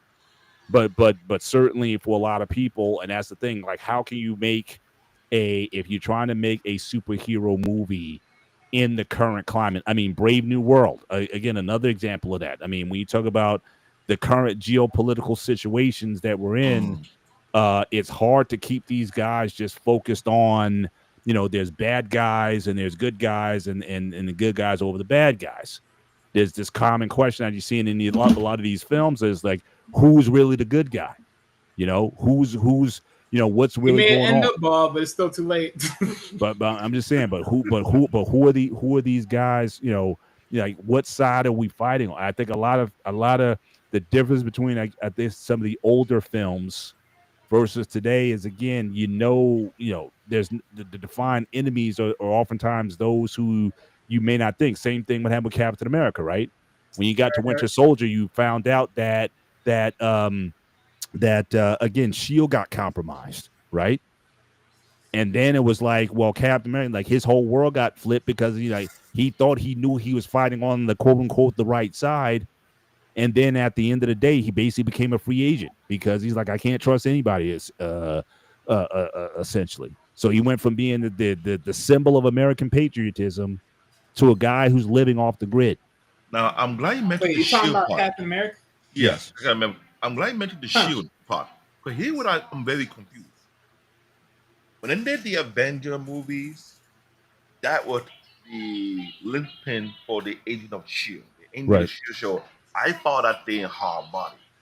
I felt like that was an almost well-produced series, with it showcased a lot of characters in the Marvel that could have had its own movie.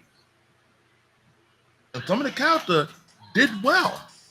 Agent I Shield didn't jump the series, the Agent of Shield. within a movie. Here's the problem. When they did the Avenger, the guy who became the leader of Shield, he's the one that heads off the Agent of Shield TV series. He only showed up once. We were doing with Iron Man, talking about Iron Man, like we've been on a team. And ever since that movie appearance, he went straight to the TV series. And they did a lot of stuff, which it was making kind of a lot of sense. There was some character that could have had his own movie. Not all of them. Certain character from the TV series could have had his own movie. Okay, so you're talking about certain Agent of characters Shield. from the TV series could have had their own.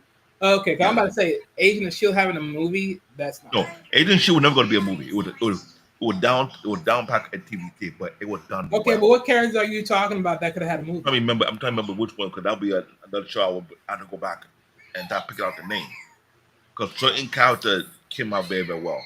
Now you did have Johnny Cage. No, you got Cage, which didn't ever pop up in the TV. Should have, because look at the timeline. I get it when you do a movie. Some characters not gonna be able to fit in the movie. It's better off the TV, and some don't fit in the TV. It's better off in the movie. That's what they were doing at that time. And I hate to say it, Marvel was making way too much money. They were milking it from both ends. Literally. Okay, so who would you consider like for movies? So the Johnny Cage, as far as you mean Ghost Rider? No, not that Johnny Cage. I'm talking about Cage. I think Cage, the one who had the blue more skin, went through some chemical reaction with body. Oh, you're talking about him. Okay. I'm talking about Cage. I mentioned the wrong type of Cage. No.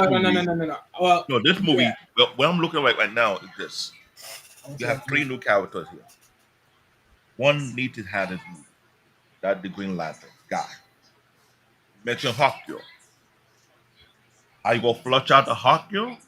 Either you do a movie about her, her origin whatsoever, because here's the problem I have an issue. If you're gonna do Hawkgirl, where's Hawkeye? Who came first? That all depends on how they sell the comics. Because again, well, not even the comics, but that also depends on how they're selling this. Because again, like I said, this is what I'm saying: backdoor knowledge. Because again, if you don't do the backdoor knowledge on these movies, and I get it on the pinpoints of these characters, you will find out very quick how atrocious this shit is. To the point that you look at it. No, yes, I'm gonna say it that way. I know part of my language a little bit, but honestly, as I sit here and look at some of these and think to this stuff, and I'm like, yeah. I'll throw it in a little hint. I'm just doing this. You're watching the Flash, Supergirl, the Arrow franchise thing. They throw out there that Hawkgirl man have an issue whereby they keep on respawning. Somebody was after them, Vando Savage. Vando Savage have played. If you go bring Hawkgirl, Vando Savage also had to be in the movie. That's what I just said. Yeah, that you say. You did say that. Not only Vando Savage, Hawkboy, but the problem with these 2 characters. They're supposed to be immortal, but for some reason, if they'll delete it, they'll come back again. There's a curse placed on both of them. Whereby if one died, once they had to resurface again through another person, whatsoever, the reincarnation kind of thing. Well, yes, because technically the Hawkeye, Hawkgirl franchise by itself alone. Well, yeah, but the thing with that, the thing with those type of stories, why they keep reincarnating, because that's technically linked to Egyptian time, as what they sold into the TV series. Don't know that's ultimately what that And is. that's also where the Black Adam part played as well, because when they did the Black Adam, I was thinking they would do another Black Adam movie, trying to find out they're not going to do it. But there was something about maybe the Rock did something, they don't want to go any further with it. Yeah, I don't know. Well, yeah, but I don't think so. They would do it because let's be honest here. Even when they did Shazam, or well, not Shazam, but even when they did Black Adam, right? I mean, let's be honest here. You already did Shazam, then you did Black Adam. Where were these two supposed to eventually meet up with each other? Because technically, that's what it was technically supposed to be. Never came. That's what I was looking at too as well, and I was asking that same fun. question, like, how come there was no? And that's when I realized it was off. So now you're doing this again. This but you would, but they definitely slipped the rug out from her when Superman makes the appearance in the post credit. Yeah, the cameo. I thought, okay, this is on. Like I said, Black Adam was kind of like here, like average to me. Mm-hmm. But okay, you're gonna bring Superman into it. Okay, now, and then like right after the movie comes out, then they canceled the DCEU.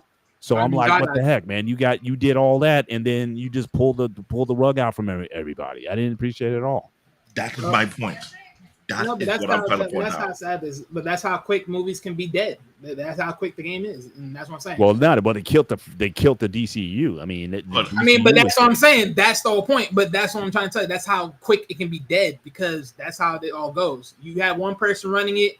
Next thing you know, that person that ran it gets done. And I'm sure everybody who watched Black Adam, when they saw the Henry Cavill Superman, everybody popped, like in the theater. Everybody popped. There was like, oh snap, oh, you know, and then the drop, and everybody was waiting for that movie to pop up. Everyone and notice what they did with Superman. They actually went back classic, because one, the suit was much more vibrant in color, because one of the things about the Nolan series, they said the colors were so muted in that, you know, again, fitting the Nolan style, dark, muted colors, everything. His suit was more color, and he had the curly back in his hair. If you notice, they put the curly in his hair line. So I thought that, okay, you're gonna, and they introduced, like I said, they introduced the original Superman music. Da da da da da. I mean, so it's like, okay, so we're gonna take the good stuff from the past. We're gonna redo him, make him more like the classic Superman. And he's going to be going up against The Rock as Black Adam. And bring that on. You were like, bring that on. And here's the thing: everybody was itching for that movie to pop up. Everybody was itching for the movie to pop up. Waiting for so long, then. That's what you get with expectations. Because again, you got to think about it again. They only did that in the hopes that people would actually watch. Think about it. How successful was Black Adam in the movies? Average. Like, I don't think about it exactly. But until they hit that cameo, for those that didn't watch it, you would never know what happened, right? Unless someone popped it up on social media, on YouTube, or social media, that let you know. Yeah. Otherwise, if that was the play on this one, how many cameos did it pop up on Iron Man movie? Same thing, but I'm not worried about Iron Man though. Right. I'm talking about. Although here's my thing, I know you're trying to make the comparison, but even then, here's my thing though. My whole point is, initially watching the movie, if you told me right now, just on an initial basis, did you hurry it up and go watch Iron Man, or did you hurry it up and go watch Black Adam?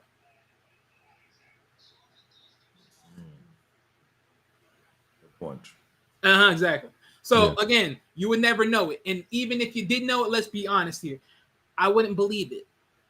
Again, when I saw it, I'm like, yeah, all right, I can't wait to see how this goes. But let's be honest, because that's riding on what premise? You're riding on the premise of Black Adam versus Superman. But guess what was also part of that fight? Shazam. Are we going to add that in, or are we just doing? I don't think you could have, just based on how they went in such a totally different direction with Shazam. But that's my point. So again, as far as someone, if you're a true comic hero, you already lost them, because they know they're not getting that fight. They're not really getting that real fight. So it's not gonna be 2 against 1. So you're getting these 2. Okay, fine. Okay, I get a little bit of it. I get 2/3. Fine.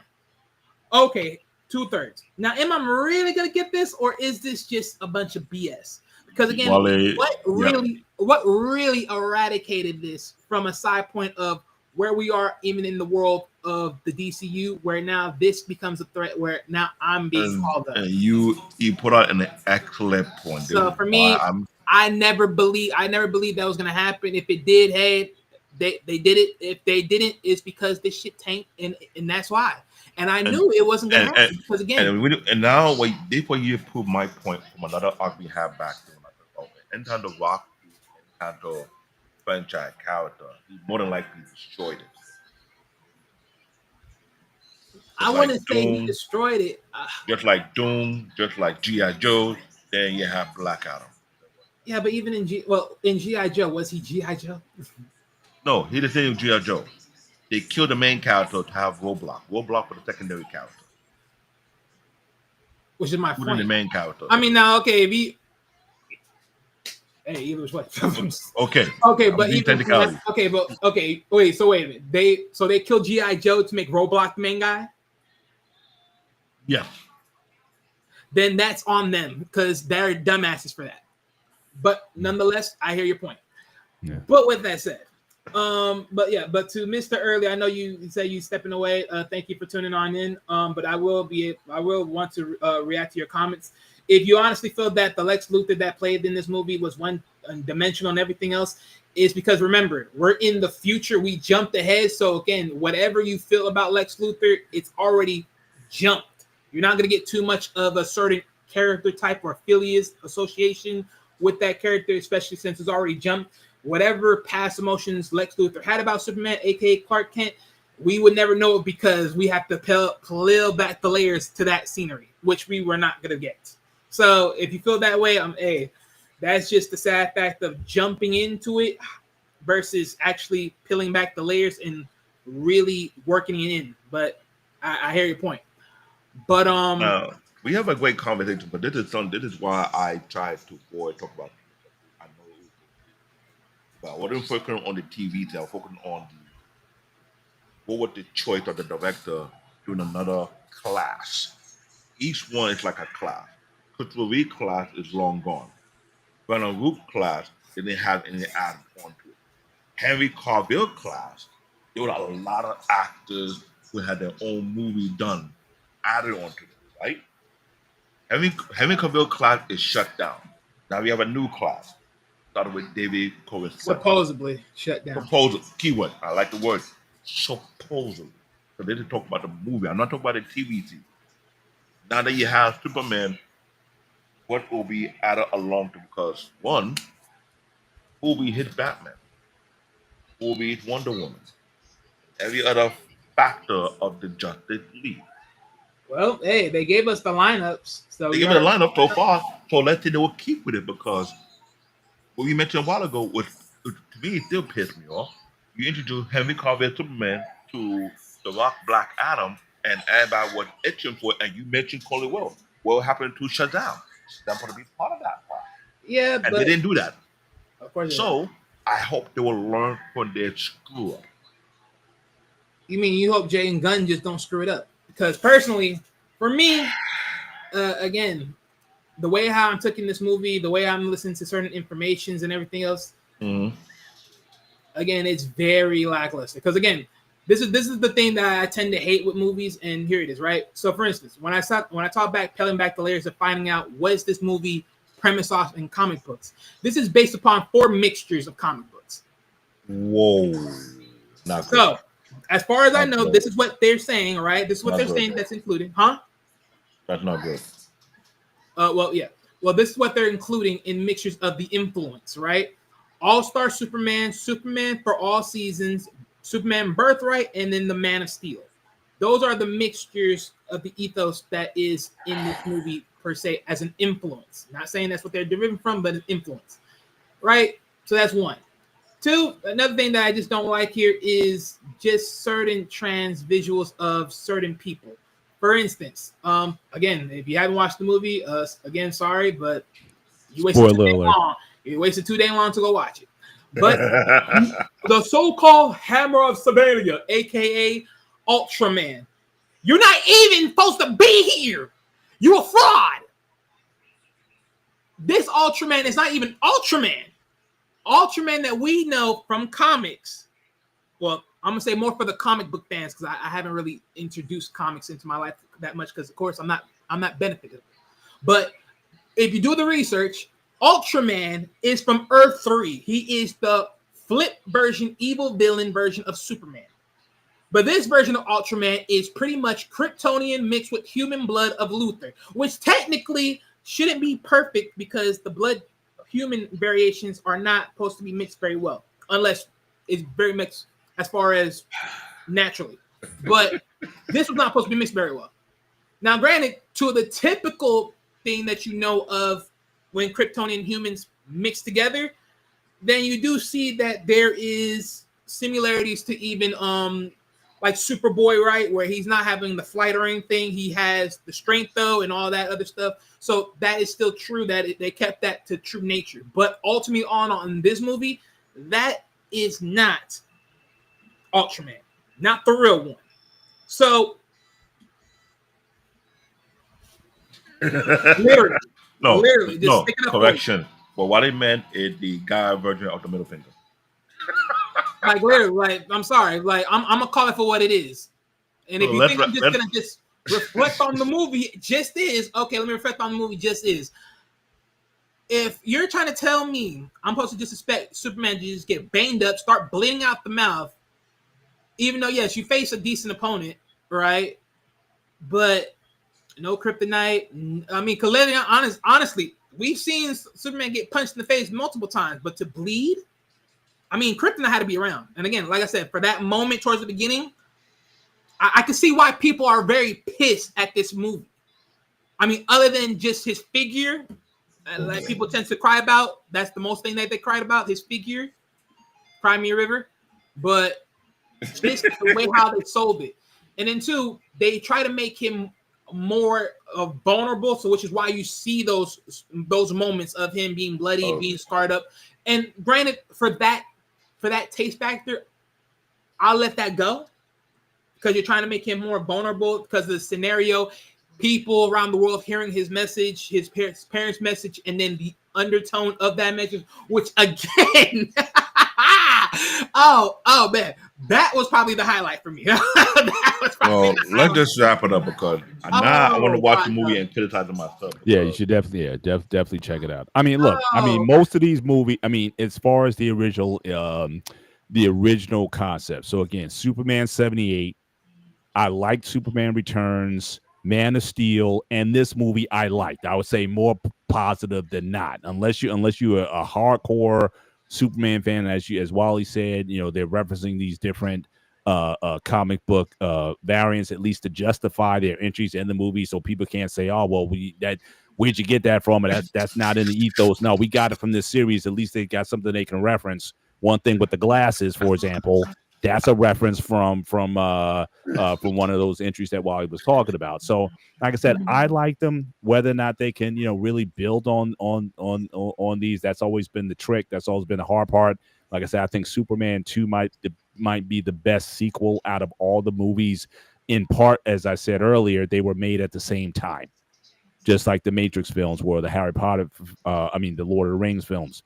They were simultaneous productions. So again, you already had in there what it was going to be. It wasn't like, oh, we got this big hit, now we got to make a sequel now. No, it was already baked in terms of the type of film that they were trying to make. So I enjoy these films. One aspect I didn't talk about tonight that I certainly do enjoy, because I'm into training.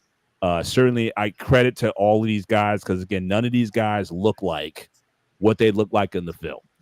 And so certainly these guys did put the work in, eating chicken breasts and rice for months at a time and all this kind of stuff to get bulked up for these roles. I mean, again, it's not easy. You guys eating 5,000-6,000 calories a day to whip themselves into the roles. And again, Superman, at least in the movies, they didn't make him freaky looking like a bodybuilder, because I think the comics really took his physique. If you look at the original comics, how Superman looked versus, where it evolved to the comics, he's like, ridiculously muscular.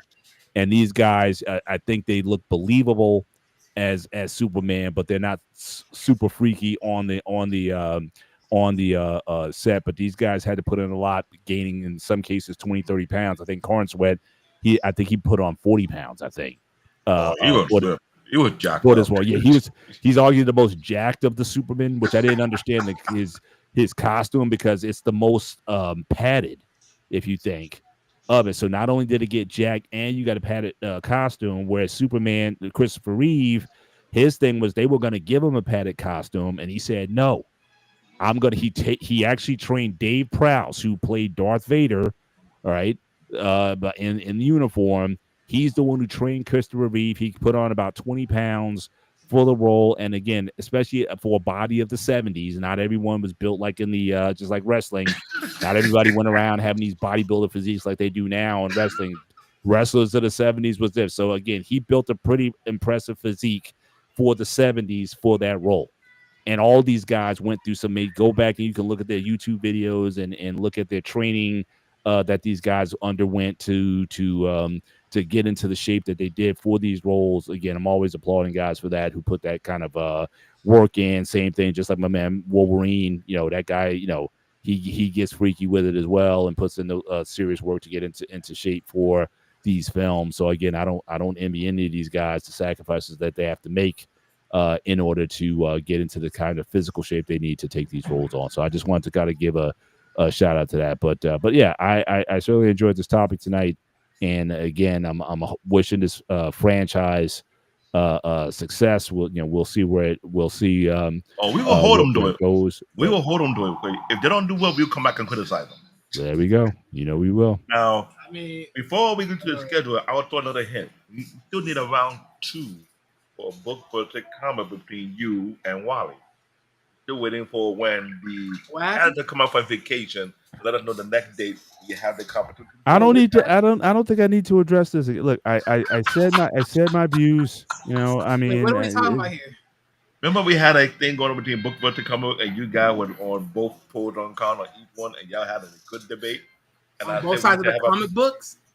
To the book versus comic book, and movie. I guess we're talking about movies versus comic books. Yeah, movie versus comic. Yeah, we had that conversation before, and with a good debate. You did. You and Mr. Paul Bennett. Movie versus the show. Books. Okay, what was the context here? Because about you can't expect you can't expect the movie to follow the book or the book. Well, I gotta go back. You guys had a great debate. I'm sort of lost there when you say that. It wasn't one of our best debate shows because watching both Mr. Bennett and Wally going at it for fact upon fact debate pros and cons. I was like, we need a part 2, and we forgot. I might go back and watch it. Yeah, I'm gonna need a reminder. Yeah, I think I emptied myself there in that one, but I don't need my thing is you got to treat these as separate entities. And again, anytime I hear from the comic book nerds who are like, "Oh, this was so wrong, this that because it didn't follow that," I'm like, you got to treat these movies and films as their own, just as comics are allowed to change authors, change graphic designers, change uniforms, suits, all that stuff. You can change a comic anytime you want to, and nobody cries a fit about it. You could have as many series, sometimes series going on simultaneously, and nobody says anything. As soon as you get a movie that comes out, then everything's wrong with the world because a movie decides to maybe either borrow from some of those or do something else. Treat it as its own entity, and you'll be a lot happier that way. But which is why I say do backdrop research because you hate yourself. Comic book nerd is not as bad as book nerd because book nerd got it worse. So you should know that by now. Sometimes I think they swim in the same lanes. To be honest with you, I think they're cutting the same cloth. I think comic books have it way worse. I hear way more critics from comic books than book people that have book stories. Honestly. On that note, tomorrow I hope you still got the show for Gray Area. We'll be here. Peter's back. Peter's on his much needed rest and R&R, and he already showed some. Picks. He hung it out with King, with CQ, so he's certainly hanging out with his guys. So hopefully he had a good time, and then hopefully he'll be able to he'll be able to come back with some stories about his interactions certainly with those guys. But on the Gray Area show, I don't even see a link for, I'm looking for that now. I don't see a topic on that, so again I may have to talk about that. Improvise, but real fast. Yeah. Thank you, Eric. Thank you, Mariana. Thank you, Wife School Podcast. Yes. Exil. I don't know who you are. Thank you, Mr. Early, for coming on through and adding to the conversation. It's been fun for sure. I know we got show for Tuesday. I don't know. Let's check the schedule.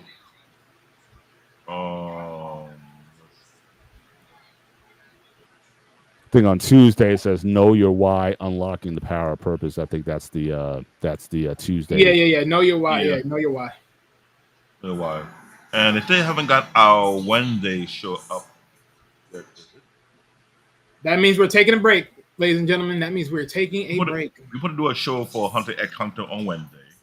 And if it don't come up, that means we're taking a break, ladies and gentlemen. Just know that for sure. You laughing? I'm dead ass serious. You don't see nothing on Wednesday. I'm taking a break. And on Thursday we got Next Gen training with Mr. Paul Bennett and Coach Fur.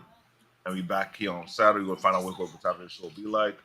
Other than The that, Fast Food Wars, Battles of Runs, which I don't know why.